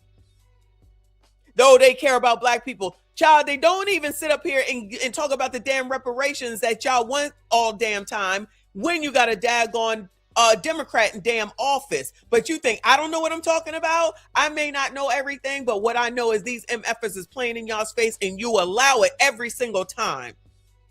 All these damn situations that I'm talking about right now that I don't want to talk about that are happening, who are they affecting? Who does most of the crime affect? Yeah, it's in the damn city. That's where many of the black people are. So just excuse and absolve yourselves and let it just be. Just allow it to just be, right?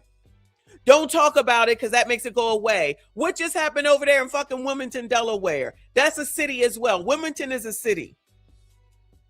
19 and 21-year-olds, SHOT, 2 dead, 2 of them, another one shot, and now you're just in the middle of the day. So y'all don't want to talk about that? Ghetto Gospels or whatever his name is over on Instagram, was talking about Bill Cosby because, you know, Bill Cosby got held accountable and he had to pay some crazy amount of money to some heifer from way back when in 2026. He got held accountable. But nobody wants to talk about what needs to happen to make these neighborhoods safer so Mima can be out in front of her house tending to her garden and a little black dot ass black motherfucker don't come through and grape her. So I got to be wrong because I don't want shit like that to happen, not only to the elderly, but to the disabled and to the daggone veterans and honestly to nobody. But y'all okay with that? Be okay with it then. That is not a me problem. That's a y'all's problem, especially in these communities where that shit is happening. But everybody want to be, oh, it's the media. It's the media. Okay, say it is the media. So did the shit happen or not? Did the shit happen or not? So where is the support? So where's the support? All right.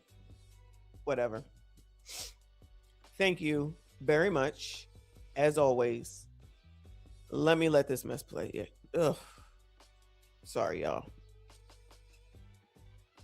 Saturday night, a Chicago man was shot and killed in the Auburn Gresham neighborhood. Today, his family wants the world to know he wasn't just another number. He wasn't just another victim. He was their world. The family of Michael Hunter returned to the scene where he was killed Saturday night. He was, like everybody say, a provider. Whatever you called, he was there. I thought he was going to see me graduate and walk the stage. Michael meant everything to me. Michael was my heart, my soul. Hunter was 36 years old, a father of three. He and his fiance had recently bought a home together on the far south side. Hunter's father tearfully. I'm so sorry. My bad. Mike Love, I'm so sorry. I'm just so used to the Lawrence popping up. Thank you so much. I appreciate it. As I'm updating the banner, I'm like, what the F? Thank you, Mike Love. Appreciate you. Thank you for being here. Thank you for your support. Thank you for all the content creators because Mike Love supports everybody.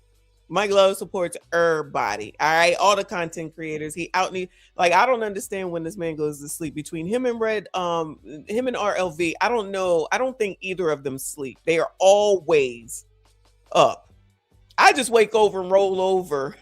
I just roll over and check YouTube and RLV be on and Mike be right up in there. Mike Love be right up in there. I'm just like, when do y'all sleep? When do y'all sleep? But they're going to have the nerve to say to me, oh, why are you doing an early stream? You're up for it, though. We know you on the West Coast, but you be up for it. That's what's crazy. Thank you so much, hon. I appreciate you. I apologize. Thank you so much. As always, appreciate your support. I try. I be trying to be positive. I really do. I do be trying, okay? Y'all, I'm still trying to get out of my funk, y'all. If you only knew, I got issues. So which is why the odds are I'm probably not going to work tomorrow, child. And honestly, I will take a personal day on Thursday. They will be so mad at me. I don't know. We'll see. I probably need to go back to work so that I can get my mind onto other different things because I know they're going to work me to death. Again, thank you so much. I appreciate you, much love. That's Michael Love to y'all. That's Michael Love to y'all. Don't forget it. All right. Come on.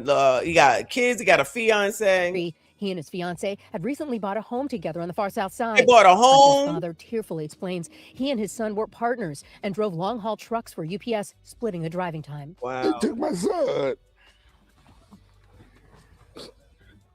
My driving partner. Saturday night, he was found shot in the head at Hermitage and 80th. Police say he was pronounced dead at the scene. His family says his new truck had been stolen nearby, and Hunter was at the intersection looking for his truck when he was shot. His family tells us they found the truck the next day, about 3 miles away. Today, the family put up flyers in the area, asking people to step up with information and offering a $10,000 reward, leading to the arrest and conviction of the person responsible for the shooting. Look at the hurt. Look at the pain that you've caused. This family does not deserve this. This family deserves justice. That's Early Walker, y'all. You know who Early Walker is, right? That's Big Tis Baby Daddy. That's his daddy. FYI. But y'all get out here and you start trying to appeal to persons who have no soul, in my opinion. They have no regard, clearly, of life. They have no regard of anybody else's life. They have no feelings, no empathy, no sympathy, no care, no nothing. Just like that little MF with the 94-year-old. And what you're saying means absolutely nothing to them. And I see that Dante said gremlins. It wouldn't surprise me. It would not surprise me. But it doesn't even really matter. What I will go out on a limb and say, the odds are allegedly, but the odds are, but allegedly, it's going to be somebody that look like these people right here. Pain that you've caused. This family does not deserve this. This family deserves justice. This is the Michael Hunter his family wants you to know. All smiles at an amusement park with his son, the dad who always put his family first. Please, I beg you, the city of Chicago, see this face. Know that he meant everything to us, and we are standing behind him, and we will not stop until justice is served. His family tells us Hunter was from the Auburn Gresham neighborhood and had many friends and family still here. In fact, on Saturday, they say he had just visited his mother, but later his truck went missing and he was found shot and killed. Chicago police. Where's Brandon at on this, yeah? Where's Brandon at on this? Remember, you can't call them kids no names out there. Don't talk about what goes on in Chicago because y'all don't know. So y'all are actually in Chicago. What he doing? What he doing? Did he come out and say anything? I'm not trying to be rude. I'm just asking questions because he'd be the first one to tell somebody else to shut the hell up and call something racist and call everything racism because you know that's the shtick now. Like we don't see what it is. And then everybody's supposed to get all riled up. Well, he should be riled up about this. One, because his city is not that safe. Two, there's a black man that's dead. Remember, he cares about black people. He says this all the time when he's out here trying to get out of something. Black lives matter and black people matter and it's racist and blah, blah, blah, blah. Where he at, Bueller? What has he said, Bueller? Okay, I'll wait. Rest in peace to this man. And hopefully they get the justice that they're looking for. I wish them the best of luck. If I can keep up with it, that one I will. And unfortunately, that bastard with the 94-year-old. And everyone is innocent until proven guilty. But child, in my opinion, he did that shit. Looking at that rap sheet. Moving on. Manhunt underway after man is SHOT'd and deleted inside Kew Gardens bar. This is the NYC. People wanted after a deadly shooting at a burger bar in Queens. The 29-year-old victim was shot right in the heart when gunfire erupted inside of the bar on Metropolitan Avenue. Eyewitness News reporter Safan Kim is live at the scene in Kew Gardens as police search for the suspects and the motive. Safan? Well, Sade, the shooting happened inside this bar, but the crime scene stretched across the street and down the block. Police recovered a firearm left on the sidewalk by the bus stop on that corner, and then halfway down the block from there, police were securing even more evidence.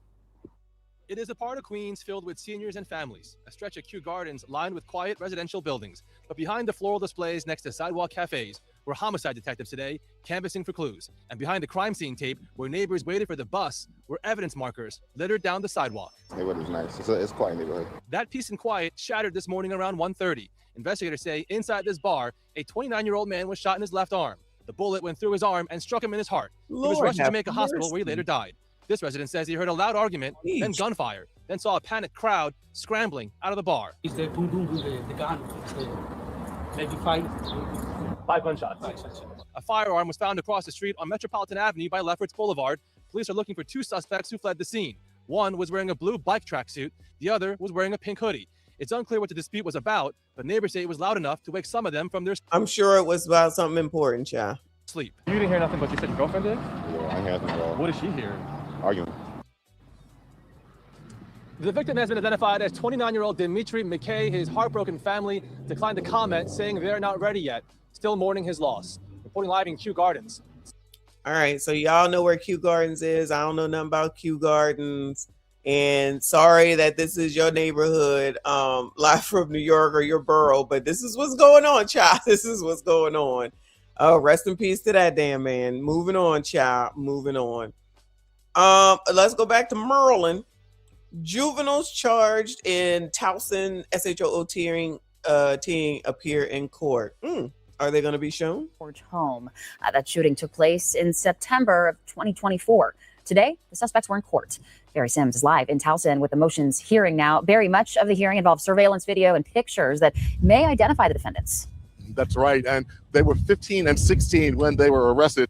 Kamar Thompson and Kai Wilson are charged as adults. And during the hearing today, we saw security video that showed the crime scene and also another location, the place where one of the defendants lived. Co-defendants Kamar Thompson and Kai Wilson sat side by side in court today as their defense attorneys and prosecutors went over security videos from September 13th, 2024. It's when a man was shot in an alley behind Dunkirk Avenue in the Rogers Forge community of Towson. The teenagers are charged as adults with attempted murder. The victim was critically injured. Today, Baltimore County Assistant State's attorneys showed a judge security video of someone wearing a distinctive black hoodie. And so what? You're not gonna show nobody? If they charged as adults, why are we not showing nobody? a face mask. They said he was armed with a semi-automatic handgun equipped with a laser attachment and walked up to the victim in a robbery attempt. The two got into a scuffle and the victim was shot. Prosecutors allege Wilson was the shooter and Thompson drove the getaway car. Other videos taken near, around, and inside of Wilson's home show the alleged suspects getting out of a white SUV on Lakewood Avenue in Baltimore, about 6.5 miles away from the shooting scene. Those videos allegedly also show them dousing the vehicle with bleach. An indoor security camera video shows the suspects in Wilson's home. So it sounds like they've done this before, allegedly. Allegedly. With Thompson allegedly reaching into his bag and pulling out the gun prosecutors believe was used in the shooting. Pictures were also pulled from Wilson's cell phone. The judge ruled he will allow prosecutors to present a portion of video from an MTA bus taken 2 days before the shooting that shows the suspects getting on the bus, Wilson wearing the distinctive hoodie and Thompson carrying the same bag. Now, the judge is still considering whether to allow the pictures that were taken from Wilson's cell phone and also that security video from inside of Wilson's home. Reporting live from Towson, Barry Sims. Well, I hope they do put that in there. I mean, what are we talking about right now? Child, I can't. I forgot to, and why didn't they show their faces? But I digress. I got to give y'all this update. I got to give y'all this update. One boy allowed release, another ordered locked up ahead of trial in child rape case. These are the 12-year-olds, yeah. These are the 12-year-olds. After 3 boys are accused of raping a 12-year-old little girl in Miami. A judge made a decision about whether some of those suspects will stay behind bars. Local 10's Hour Onward is live in Miami with that ruling. And Eric, Christie, and Arthur hearing wrapped up today for the two of the boys accused in the rape of a 12-year-old girl in Overtown that happened last summer. Now, in an Arthur hearing, a judge determines if pretrial release can be granted, even though a suspect or suspects face charges that typically are offenses that are so severe that bond isn't granted. Let's take you to video now from today's hearing, and I'll tell you some more details about what happened. There were 2 very different outcomes today. 13-year-old Nelson Nunez, the suspect accused of raping the young girl, will remain behind bars in an adult correctional facility as he awaits trial. Over the past several days, his attorney had Nunez's family members tell the judge how they would ensure his supervision if he were to be released. The judge was not convinced. However, 12-year-old Josiah Jones, the suspect accused of putting she over there rubbing him up and whatnot. He's still smiling and laughing, I see. Adult correctional facility as he awaits trial. Over the past several days, his attorney had Nunez's family members tell the judge how they would ensure his supervision if he were to be released. The judge was not convinced. However, 12-year-old Josiah Jones, the suspect accused of putting rocks in the young girl's mouth to silence her as she was allegedly being raped by Nelson Nunez, will be allowed to go home as he awaits trial. He'll be on lockdown at home. He'll have to attend virtual school and can't have access to the internet outside of school and may not contact the victim or any other defendants. So both suspects are being tried as adults. We spoke to attorneys for both suspects after the ruling. Not my baby. Now, that doesn't mean he's going to stay in custody forever. It just means for now, as we are defending the case and resolving the case, he will remain in custody. My client received a substantial different outcome because he was in substantially a different position. The position he was in was that he was forced to do the things that he did by the other 2 children as a threat of force. Oh, now he was forced to do it, yeah. He was forced to do it by the other bullies. Okay. And those were the words of the young victim herself. Now, a third suspect, Xavier Tyson, is accused of holding down that victim as this horrible crime occurred. We're told that he is expected to be taken into custody in the coming days and also Try it as an adult. Reporting live in Miami. Shout out to Florida, child. Shout out to Florida. Anyway, what else do we have, y'all? All right. This one is not too bad. Then I have, no, I'll save this one for another time. Let me go over here because this is a deletion of Chicago University student sparks sanctuary law debate. So it looks like allegedly somebody else got deleted by an illegal. Allegedly. I'm not really sure. I'm trying to figure this one out. Let's hear it. And accused of killing a Loyola freshman in Rogers Park last Thursday is being pushed back. Jose Medina was supposed to be in court today, but he did not appear because he's in a hospital. Medina is charged with fatally shooting Sheridan. Oh, why he in the hospital? Street justice? Gorman while she was with her friends near the lake in Rogers Park. Now, the Department of Homeland Security says Medina is an undocumented immigrant from Venezuela with a prior arrest, and they have filed a detainer for the jail to hold on to him so they can take over custody. It's not clear why he's in the hospital right now. Meanwhile, news of the Loyola student's murder and the fact that the suspect is undocumented is reverberating nationally. President Trump says he's been briefed on the case. You mean to tell me that there is another female, rest in peace to this child? So you're trying to tell me that there is yet another female, but still no outrage? No feminists? Coo-hoo! Where y'all at? Biatches, where y'all at? All this equality. Because you know they would rather be with the bear than be with Cha. Sassy straights all in. That includes these illegal migrants because they certainly seem to have to come after the same people. They certainly seem to continue to come after the same people. And y'all are fighting for those people to stay so that they can attack and allegedly delete the same people that you allegedly care for. I need one of y'all, not y'all. I need one of y'all to make it make sense. I need one of y'all while you out here giving ICE a hard damn time, running in front of vehicles, kicking cars and all that shit. I need one of y'all to make it make sense. I know crickets. I know. Live from New York. Thank you, honey. Says, is Venezuela land of the demons? Sheesh. It just might be. Allegedly. All right. Let's hear. This is 9 minutes long. We're not going to listen to it all, but I want to hear some more what they got to say. But I want some of these LWWs, liberal white women, to make it make sense. And all the black women, too, the 92% that's out here fighting for these people who are taking out women and kids. And used Gorman's death to criticize the Biden's administration border policies. Let in by Biden. It's devastating. These people were let in by Biden. We're getting them out. That's why ICE is so important. They're doing such a good job.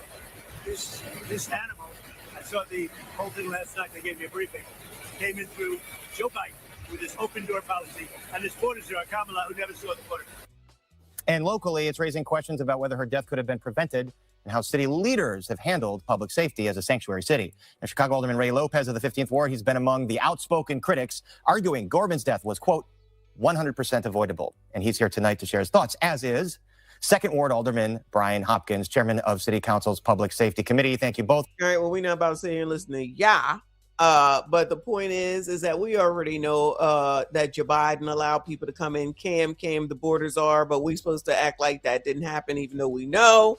And whether he came in under them or not, the odds are he probably did. We watched all of them come over. Then they out there in the sanctuary cities where y'all agreed to be sanctuary cities. And then y'all saying something wrong with Abbott because he don't want to take care of them, even though he's not a sanctuary city. Then they give all the resources to the people of the migrants, and now they charging all the residents for it, and y'all still fighting for those people to stay here because everybody deserves to be here. Cool. Keep that shit over there where y'all at. Anyway, maybe we can keep up with that one too, because child, they out here on their platform making sure they speak up. Now we know it's politically driven because this is Fox, if I'm not mistaken. Telling the story. Fox 32 Chicago. So they're going to go ahead and put nail to hammer to make sure that everybody knows everything about what's going on. And then that's their political slant. So where is anybody in Chicago doing that for the dude that got gunned down because he was already a crime victim and nobody want to speak up? Child. Anyway. Oh, let me stop before I get all riled up. Where are we going? Let me go to fraud. Shout out to Detroit. Shout out to Anton, because Anton said Detroit woman pleads guilty to $2.5 million in student loan fraud. How, Sway? How? Detroit woman is pleading guilty to embezzling more than $2.5 million through a federal student aid scam. Federal prosecutors say it was an intricate scheme where the woman submitted fraudulent aid applications for dozens of individuals. CBS News Detroit's Heath Kalb has more on the scam. Well, this fraudulent scheme lasted over 10 years, and students we spoke to at the 10 community college years today told us that they are appalled that something like this could happen to their school. 10 years? 48-year-old Michelle Denise Hill of Detroit has pleaded guilty to wire fraud in connection to fraudulently obtaining more than $2.5 million in federal student aid. Okay. Before they say what she used the money for, allegedly, if they're going to tell us, let's see. What are they going to say she used the money for? She bought a car. She went on trips. Spiders, makeup, and weaving. I'm not saying that she's black. I'm just saying all kinds of makeup or anything like that. She bought a house, a car. She went to Dubai. She got a BBL.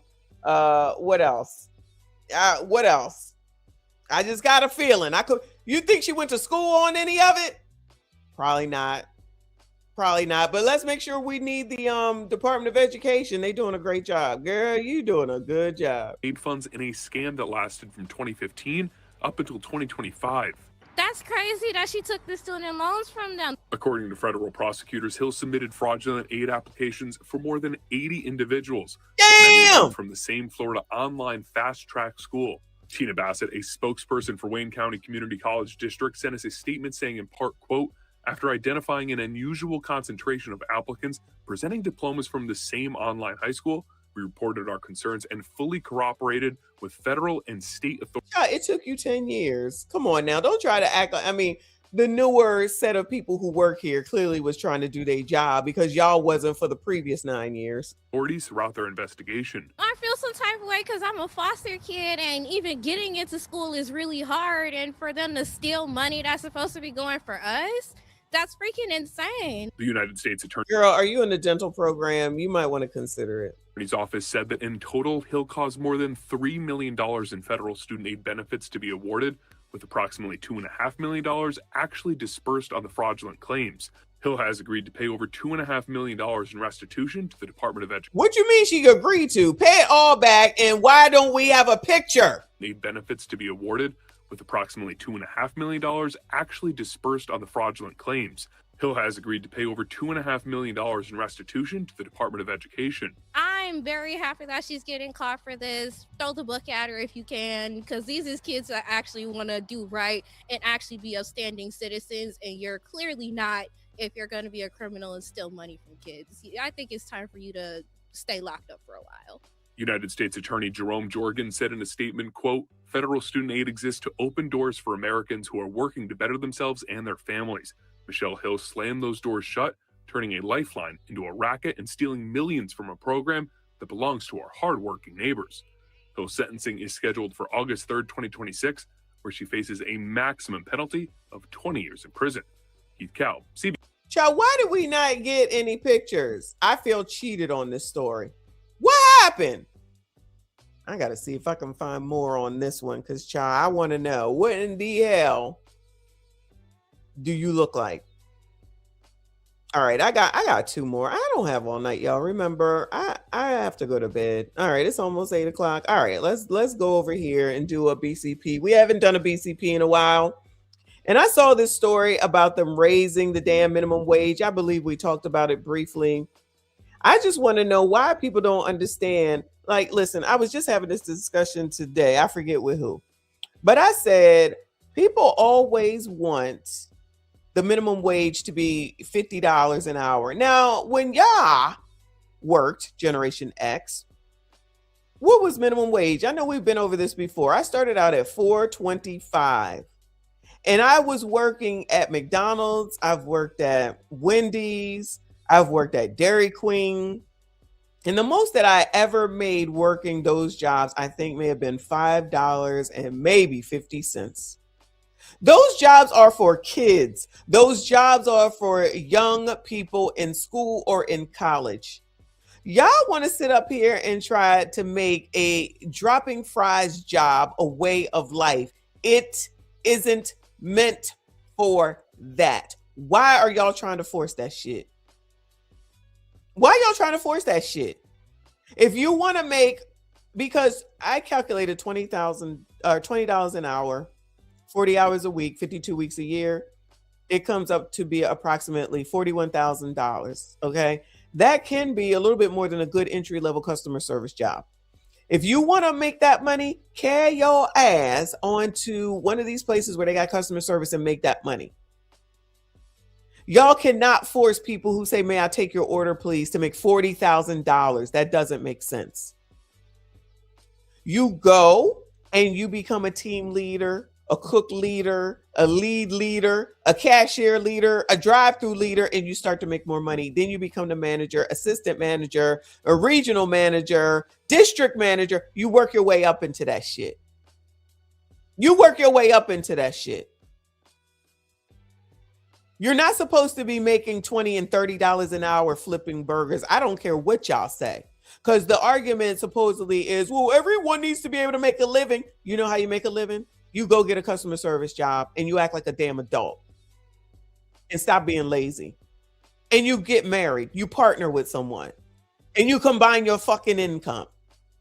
You're not going to sit up here and keep saying that you can't afford life on your own. Shut the hell up. That's not how life was meant to be lived. If that's what you want to do, then do it.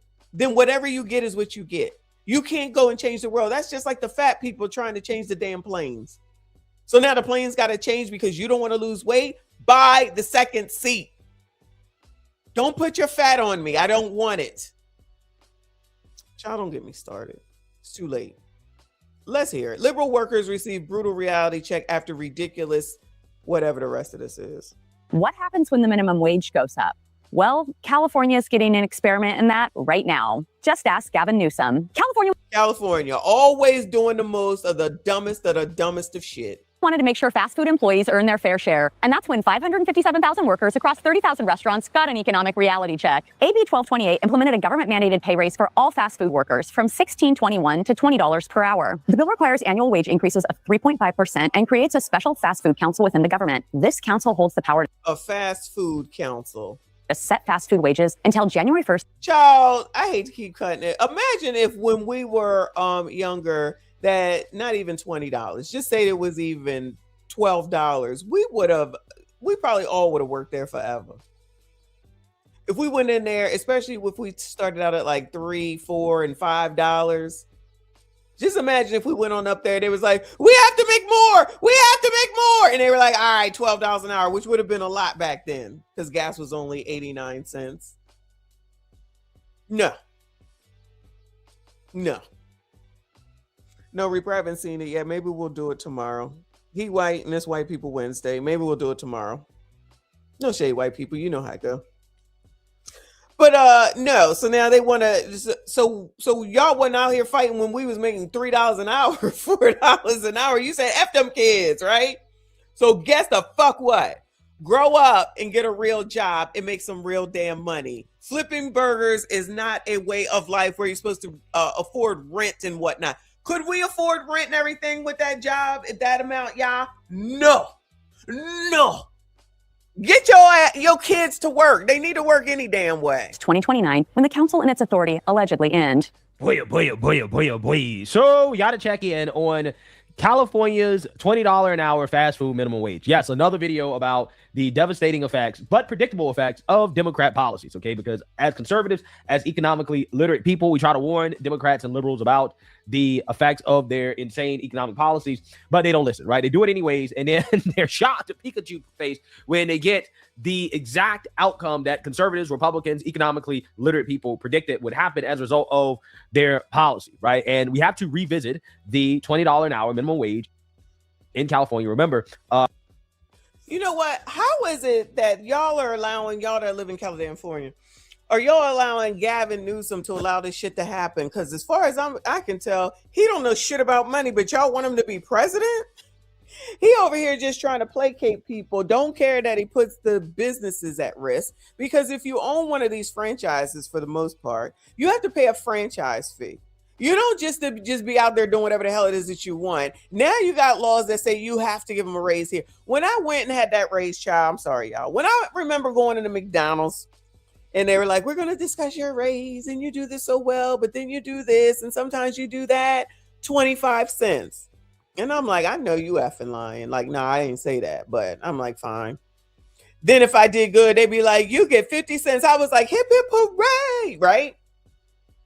Now they telling you how much you got to give them for a raise. Well, what if they don't deserve it? If you're not performing, so you just get it to get it? That's more of this participation trophy bullshit. Right now, in corporate America, if you don't do well, you're not guaranteed to get a fucking raise, let alone a bonus. You get nothing if you effing up. You get a does not meet and a does not meet. Your ass about to be on the other side of that damn door. Y'all just out here talking about, yeah, everybody got to get a raise. Everybody got to get a raise. No, get a real job. You're an adult. Be an adult. Imagine if you partnered with someone and they had income and you had income. That's double the income, child. But I know that's just crazy talk. Keep having a clearly irresponsible governor do shit to placate y'all, which does not bode well for the damn state, which we've already seen when they started doing that mess with, they lost the Starbucks, excuse me, they lost the Starbucks, the In-N-Out burger, which was outrageous. But nah, go ahead and listen to him because he a Democrat and that's all that matters, child. about a year or two ago, that was increased, and the effects at the time were immediate. Actions certainly have consequences, and for new legislation in California, that means consumers have to pay the price, literally. The new $20 minimum wage not only leading to layoffs, but also immediate price increases. The New York Post was on the ground scouting out menus. At Burger King, a Texas Double Whopper, wow, that sounds good. That meal cost $15.09 on March 29th. By April 1st, when the law went into effect, it sprung up to $16.89. That's a 12% increase overnight. Over at In-N-Out Burger, a favorite across the state, prices shot up by 25 cents. A quarter may not seem like a lot, but let's look at the big. It's a lot. It's a lot. I don't go. This they talking about the In-N-Out Burger. I don't go to McDonald's and stuff like that, but I do be taking a look when I do be on like DoorDash and the other app, Uber Eats, and be like, how much is this shit? I do go when when my grandkids are here, but not the Happy Meals, the whatever they're called, whatever those meals, the all-in-one meals. I forget what they're called. You go and try to get one of them all-in-one meals and look at something like Big Mac, because I used to eat a Big Mac fries and the drink, right? If it was $6, $6.50. Child, that shit is like $12, $13. I'm like, what? Who is buying this shit? This unhealthy shit. Value meals. Thank you. Thank you, Tim.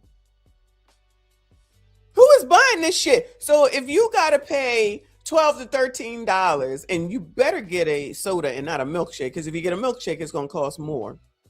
Times 4, because we've always been a family of 4 when I was a child. What is that, like $50? We definitely wouldn't have been going out to eat. Child, I was mad about, do you have McDonald's money? I'm not even going to bother to say nothing to you about McDonald's money, because there ain't no McDonald's money. That's crazy. That's ridiculous. Well, let's raise the minimum wage. Well, of course it gets passed on. It always gets passed on. What are we talking about right now? Thank Thank you, Mike Love, for another 5. I appreciate you. Boo, he said, just imagine what will happen to the unemployment rate when the robots take these jobs. Because the companies will invest quickly in the robot labor. We need to make sure that we invest in robot labor because basically they already have it. I saw this news program already that he's about to show, but I've seen others and looking at the $30 an hour as well. You go into McDonald's and they have a kiosk. So you go to the kiosk to put in your order. So them people that stand there and say, welcome to McDonald's, may I take your order, please? You don't even need them. You just need people at this point just to cook the food. Now, when they figure that the F out, then what?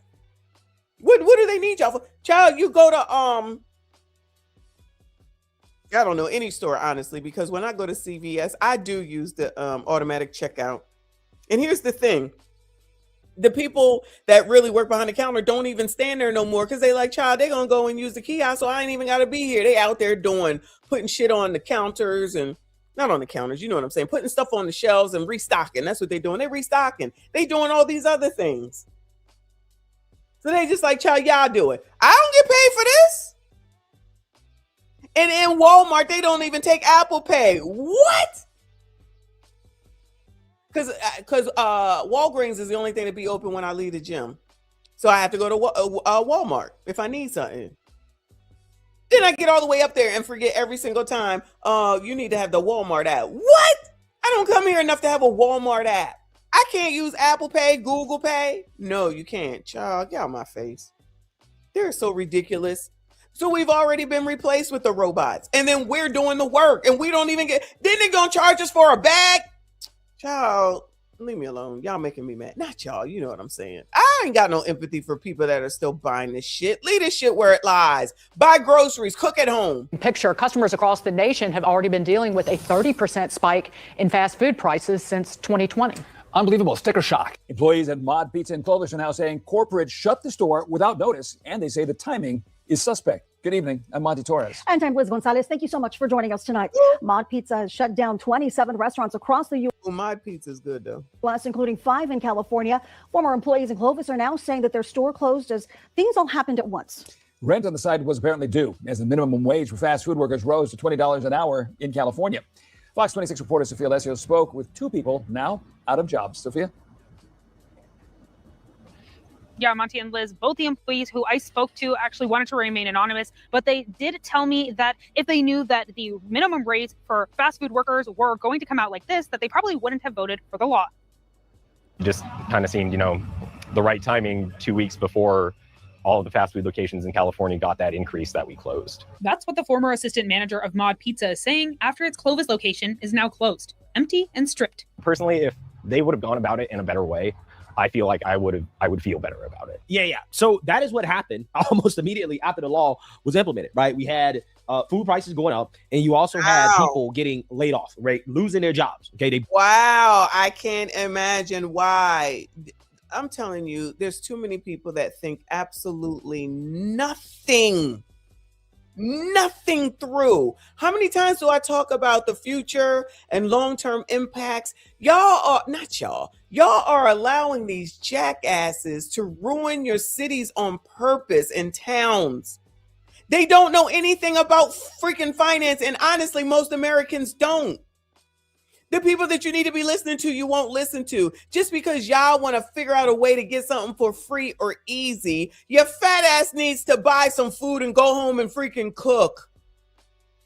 You're out here trying to pay people to drop fries for $30 an hour. Your kids should be working. Do y'all see kids working in fast food? Because I don't. I only go to Starbucks, but I don't see their kid working there. Are they not allowed? Are kids not allowed to work anymore? Do y'all's kids work? And my kids used to work at Dairy Queen, Aunt Annie's. They never worked at McDonald's. And some odd places because they didn't like the fast food stuff. But why are these kids not working? Don't y'all think that's a problem and an issue? They have no value in shit. Get into it. Statewide minimum wage hike for fast food workers is now set at $20 an hour. It was designed to help struggling employees, but a new study from UC Santa Cruz suggests it may be doing the complete opposite. Yeah, Fox 26 News reporter Myra Franco breaks down the findings for us and what it reveals. Myra. The study shows more people are applying for fast food jobs, but many are not seeing increased hours or even securing employment at all. It also finds businesses are cutting shifts, customers are paying higher prices, and more machines are replacing workers. Last February, we first brought you this story. Is California's minimum wage increase a policy success or policy failure? New study released by the Berkeley Research Group has an answer for that. And once again, the question is being raised by another study, this one from UC Santa Cruz. The report shows many of the same trends still playing out. Researchers talk about how the $20 fast food minimum wage has created unintended consequences across the industry. We heard that then. Unintended consequences? No, you don't use anyone who has any idea about how money works helping y'all with these decisions. Y'all just out here running off at the mouth, ruining shit. Just ruining shit. Thank you, Live from New York. He said, I drop fries with love. Give me my $30 an hour. Exactly. It's bullshit. You bagged groceries. I worked in a grocery store too. You know what I was told? You get into the deli, you can make a lot of money. Or the meat department. I was up there running y'all's funky ass groceries through the damn thing. Bing, bing, bing. And bagging that mess. And bringing carts back. These kids don't work.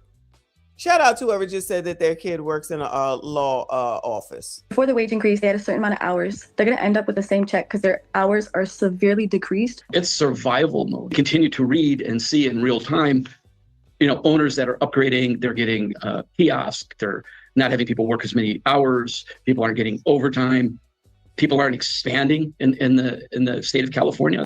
Oh, wait, you mean to tell me what happened is exactly what conservatives and economically literate people said would happen? Amazing. For example, these people wages, even though their hourly wage may be going up, right? Their overall take home is not. And the reason why is because you have the owners of the businesses have decided, hey, you know what?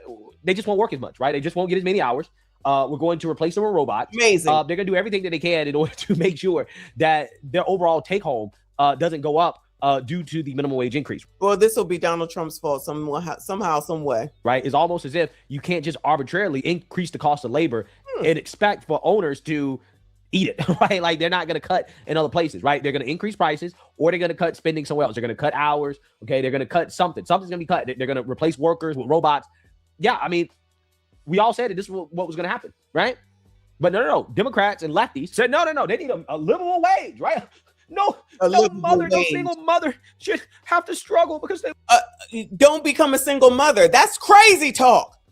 Don't become a single mother. Well, it's too late now. Okay, well, that doesn't mean that everyone else changes for you. You go work with your child's father, make it work. Like, you're going to sit up here and say $30 an hour. That doesn't resolve and solve anything. Y'all don't think because you don't know shit about money, which clearly those that keep having kids by themselves. What did I say earlier?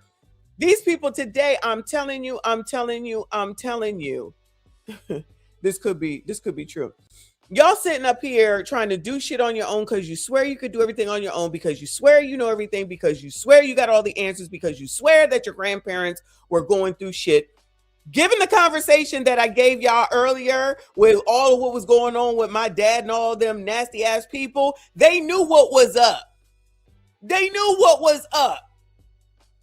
So they was wilding, okay? Y'all sitting up here trying to change the world for everybody else. Equality in that way does not work. Everyone does not get the same damn thing. That's not what we do here. That's just not what we do here. And that's not what I want. That's not what I want. So how about nobody's out here teaching y'all not to have kids outside of wedlock? No, y'all think that shit is cute and funny. Well, here are your results. That doesn't mean that people who have businesses need to be told what to do by the stupid governor because he's trying to placate y'all and he ain't got the sense that God gave y'all. And what he's doing is destroying your stupid cities. And then when the stupid crime comes, then y'all looking for the police that you defunded. Then you mad at the police and you figure out a way to blame Donald Trump or Anton. It's one or the other. Instead of blaming yourselves for not getting your ass out here and doing the shit. Oh yeah, Jim Crow 2.0. Child, I'm over it. I'm so tired. This is so stupid. This is so stupid. Work at McDonald's. They should be able to afford a home and a nice, expensive car and to feed their 5. Oh, and then when they do get some money, what do? I got to do a video or see what they're doing on TikTok with regard to taxes. Because what I understand, they are doing hauls on the anticipation of what they said they was getting back from the daggone government for their taxes. Taxes that are higher, returns money that they're getting higher than ours because they didn't have a bunch of kids and they're a single mom. So if it's more important for you to be a single mom and to go get a big tax return, make sure you're taking care of Easter, Christmas, Thanksgiving, back to school, birthdays, Valentine's Day, because we don't give a damn. Use that money for that. No, they use it to go on trips, to get the spider makeup and weave, to do clothing hauls, and you won't even do nothing for your damn kids. You won't even save nothing for your kids when school starts and you're looking for the free backpack and the free pencils and the free notebooks. Always looking for something for the damn free. You do it. Children, right? Like, I don't know, man. I'm not entirely sure if that's how it works, right? Or that's how it should work. These jobs are entry-level jobs, okay? They're jobs for teenagers, for children. Kids should be doing these jobs, right? Kids do not need a quote-unquote livable wage, right? A minimum wage, that's reasonable, okay? It's fine, okay? Because teenagers live. They can have $7 an hour. I feel like my kids maybe got about $7 an hour. But then my youngest would always get the team lead job because she was so good at it. So she was probably getting more. Like, what do y'all want? Make your kids go to work and you get a real job and stop being out here effing on your own and doing it on your own, getting this big old tax rebate and still have no money by the time they get here. With their parents, and they work at these restaurants, they work in these minimum wage jobs in order to take home a little bit of extra money, not to live off of it, right? These jobs were never meant to provide a living wage, okay? They were not meant for somebody who's working as a cashier to be able to afford, a nice extravagant home, a car, and all the luxuries because they, again, work at McDonald's as a cashier. That's not what it was designed for. It's never designed for that. These jobs are meant for. I honestly, I think it was my mother that I had this conversation with, and I'm just like, what? Everything is expensive, then get a job. This is it. Stuff is going to continue to go up. This is not it. This is for your kids to work at. It's not supposed to afford you a $400,000 job or house to drop fries at McDonald's. I keep saying drop fries because I love the fries at McDonald's way back in the day. I love the closing shift too, because child, we used to take all the food and be mad if nobody had any extra food left over. Those were the days, child. B Strizzle, thank you, boo. Member for 5 months. Shout out to you and all the channel members. I see you. I appreciate you. He said, I always see foreigners at the window after ordering through the AI machine. I cannot attest. The only drive-through I go through is Starbucks. And they be blacks and whites. That's it. That's all I see. Anyway, y'all make sure you hit the like button for me. Subscribe if you are new. For teenagers, okay? And that also keeps the price low. Okay, it also helps keeps the cost of food down. But hey, ultimately today, I will say this: the cost of fast food going up could be a good thing. That means people eat less fast food. No, they're gonna Klarna it, Affirm it, DoorDash it on top of it, and still get that mess. Say I'm lying. Which hopefully means our society gets healthier, right? I'm not lying. It's really not. No, okay. I think probably the last time I ate fast food was, I don't know, maybe 4 weeks ago, right? I don't eat fast food, so. Yeah, I don't eat fast food either. I'm gonna at least go sit my ass down and eat something good. Shout out to Texas Roadhouse. Let me move this along. Yeah. And we're hearing it again. We circled back with Tom Monzo, the founder of the California Business and Industrial Alliance, to get his take on this study and how things are looking for businesses now. You can't deny what's happening to this industry. You can't deny that places are closing. Big chains are closing. People are getting laid off. I mean, there's no denying that. And I think the studies have always proven it. This recent study found that more people are applying for these higher paying jobs, but few are getting hired because there are only a few of these jobs. Many companies are now turning to automation like self-service kiosks and mobile ordering. Even with fewer employees, restaurants are charging more to pay those employees more. These findings also push back against a study conducted in September of 2024 by UC Berkeley's Institute for Research on Labor and Employment, which found the wage increase boosted pay, did not force job cuts, and prices only slightly went up. We reached out to the author of that study, and he provided us with the following statement. I stand by the results in our earlier study, which relies on objective data, controls for seasonality and the demand for fast food, and carefully distinguishes between correlation and causality. We are again about to issue an updated version. It corroborates our earlier findings. In the study, UC Santa Cruz researchers also spoke with a McDonald's franchise owner in the Central Valley of 18 locations. They found employees got their hours cut by over 11.5% after the wage law took effect. That drop equals to about 62 full-time jobs. Researchers say based on the 2 years of data, the same pattern may be happening across the state and not just in Santa Cruz. Kim Madison. All right, Myra, thank you. Now, the research is also showing that restaurants are opening later and they're closing earlier to manage their costs. And points. So in other words, you're not even getting all the hours you used to. To ripple effects on small family-owned restaurants that are not required to pay $20 an hour, but are still facing wage pressure and tight profit margin. Yeah. Oh, yeah. Some more liberal dumb shit, because y'all got to get stuff for freaking free instead of going and working and partnering, lest we not forget that part. And then somebody's supposed to have all this empathy and sympathy. We like free stuff. So we came out here to get all this free stuff. But then the car saying, you can't get the free stuff. What? Because the people want to take it. And how y'all going to take some stuff that ain't even yours? It's free.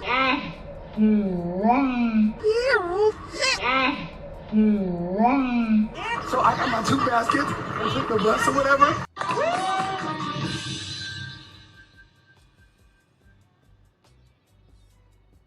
Wait a damn minute. We get down here, we get some free stuff.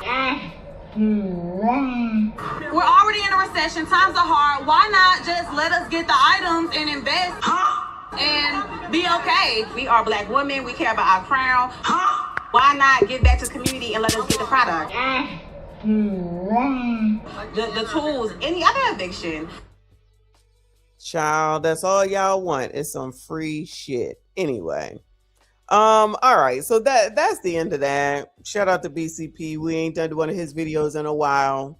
Now we're going to take a look at If You Stand. Shout out to y'all. If not, I understand, y'all. I did not plan on being here this daggone long, but I got one more. We're going on almost 3 hours, y'all. So if you haven't noticed, shout out to Anton, who was talking this morning on a Millionaire Morning Show about how he ain't worrying about the peons. He don't give a damn about the low-hanging fruit. Let them do what they do. We got big things to take care of. He just did the Stephen A. Smith show. Not sure when it will come out, but of course we will take a look at it. And it seems that there may be some issues with all of the Anton said people who just keep going over everything that his whole catalog, right? And watching everything that he does. So there may be some issues. Y'all know that Tasha K is in it now. And yeah, we watched that yesterday, child. Her and the enunciation of them P's was pissing me off. But there might be some issues in the ranks of all those who hate Anton train. So this is a video that just premiered from LTTV. And it says Tasha K and Keisha have GoFundMes. Oh no. What is going on? Why would Tasha K have a GoFundMe? Now I don't know about Keisha, but why would Tasha K have a GoFundMe? He definitely does live rent free. So let's hear what he has to say here. We're gonna listen to his video and then I'm done with y'all. The GoFundMe was done out of spite. What? How is a GoFundMe done out of spite? You're raising money from your fans. Now, this is set up to be a troll, but why is there a $3,500 goal? Manipulation. Donations.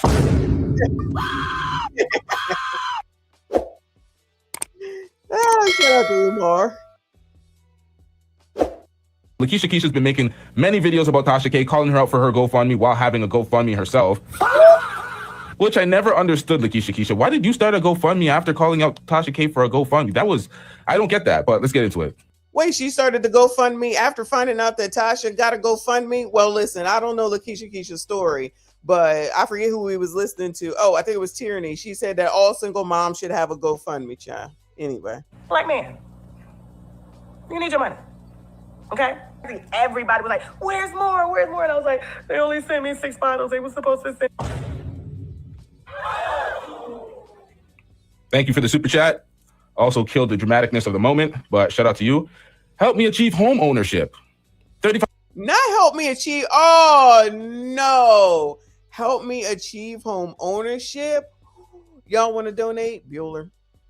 Any of y'all interested in donating, Bueller? $500 goal. Donate now. LaKeisha Keisha. So I seen this and I was like,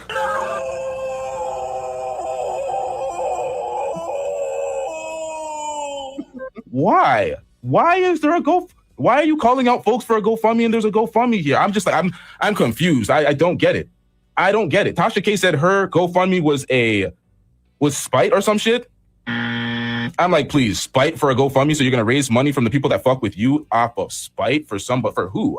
It made no sense. Yeah. It made no sense. So, and I do want to clear up the messaging because I'm not going to be talking about this anymore. This is going to be my last time addressing this whole situation with the GoFundMe, because what happened was, the loudest in the room is the narrative.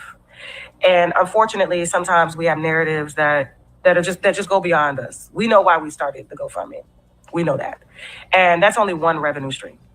My whole premise when this went down was for the haters, okay? This is the Peach McIntyre, so send her this video. I'm a huge fan of hers. And we've actually been trying to interview you, girl. Like, we want to know how the hell you able to be a mama to 9 kids in this economy. Who is Peach McIntyre? I keep hearing that name.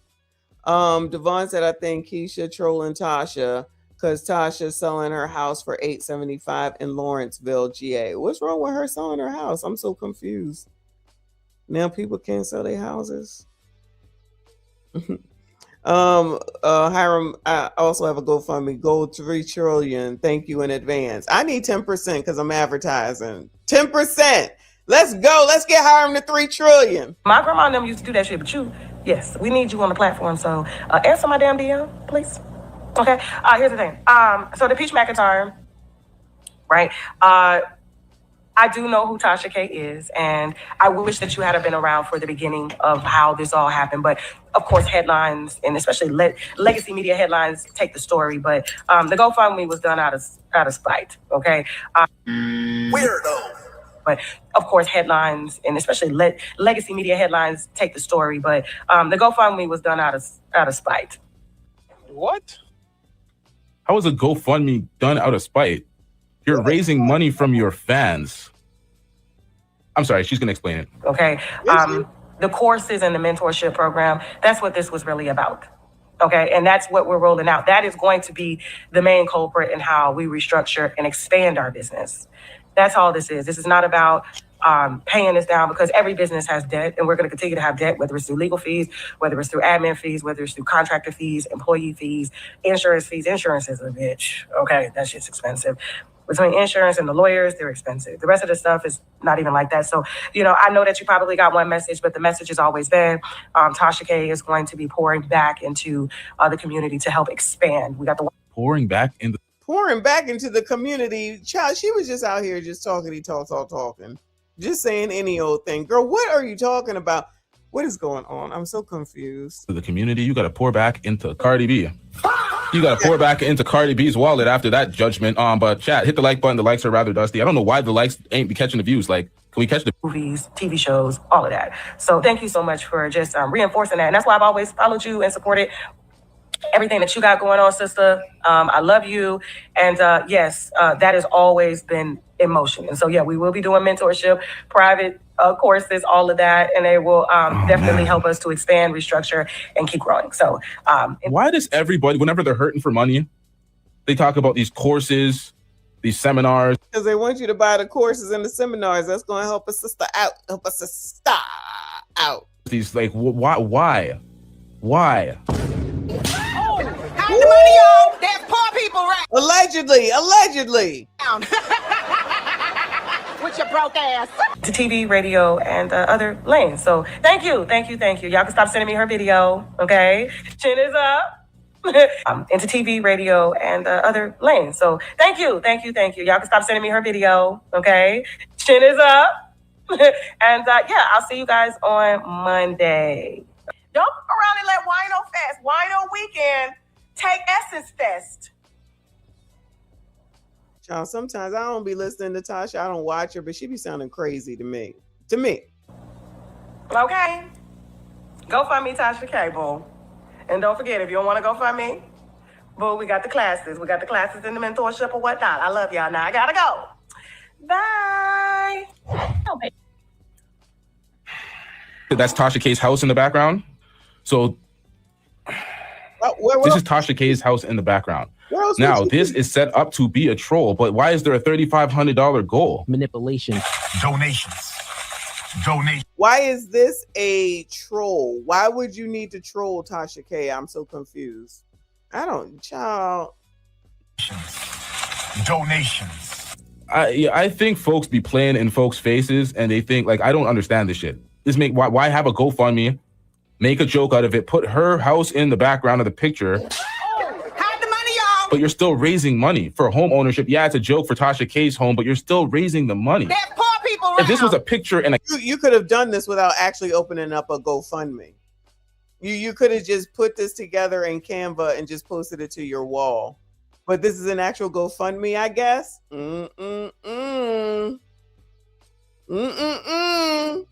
I get the scammy part now, yeah. a gag for a video and the GoFundMe never existed in reality, then we're going with it. Right.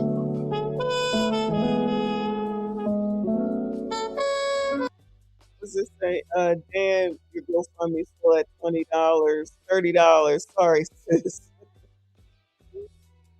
She said, yes. See, I can't really see. People like to be scammed because you will give to a scammer who makes millions. Yup, let them keep getting scammed. Well, child, there's people who've been giving Umar money for years. Like, let people do what they're going to do. So should I start a fake GoFundMe so I can say, yeah, Umar's scamming. So at the end of the day, so would I be, right?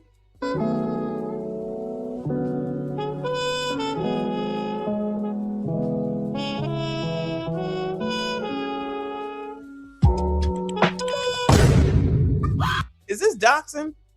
Oh, look at the donations. Oh, look at that. But this is some bullshit, y'all. This is some fucking bullshit.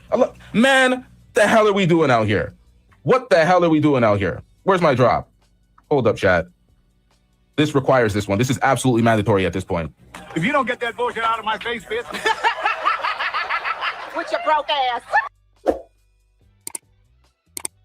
Child, it is a real GoFundMe. What is going on? Yeah, where's the penny? Where's the penny fairy? Yes, that's all they do now. That's all some people do. That's it. But that's why I say, so then as soon as Anton says something, it's a whole thing. It's a whole big deal because he said something back and now people want to be filing lawsuits and calling the police and all that other foolishness. Child, let them people be. That's who he said is the low-hanging fruit, and I would agree. Ain't nobody got time. But shout out to LTTV for that. That was funny.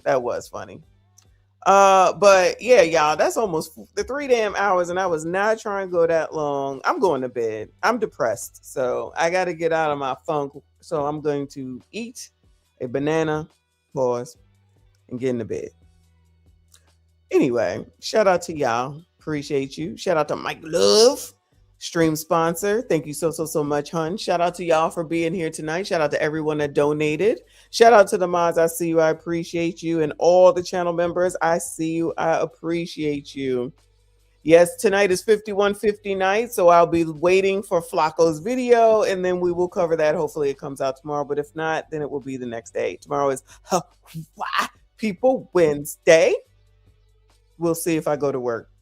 Y'all make a bet on that. All right. Thank you so much. I appreciate y'all. Please make sure you hit the like button, subscribe. If you are new, make sure you comment. I see you all in the next one.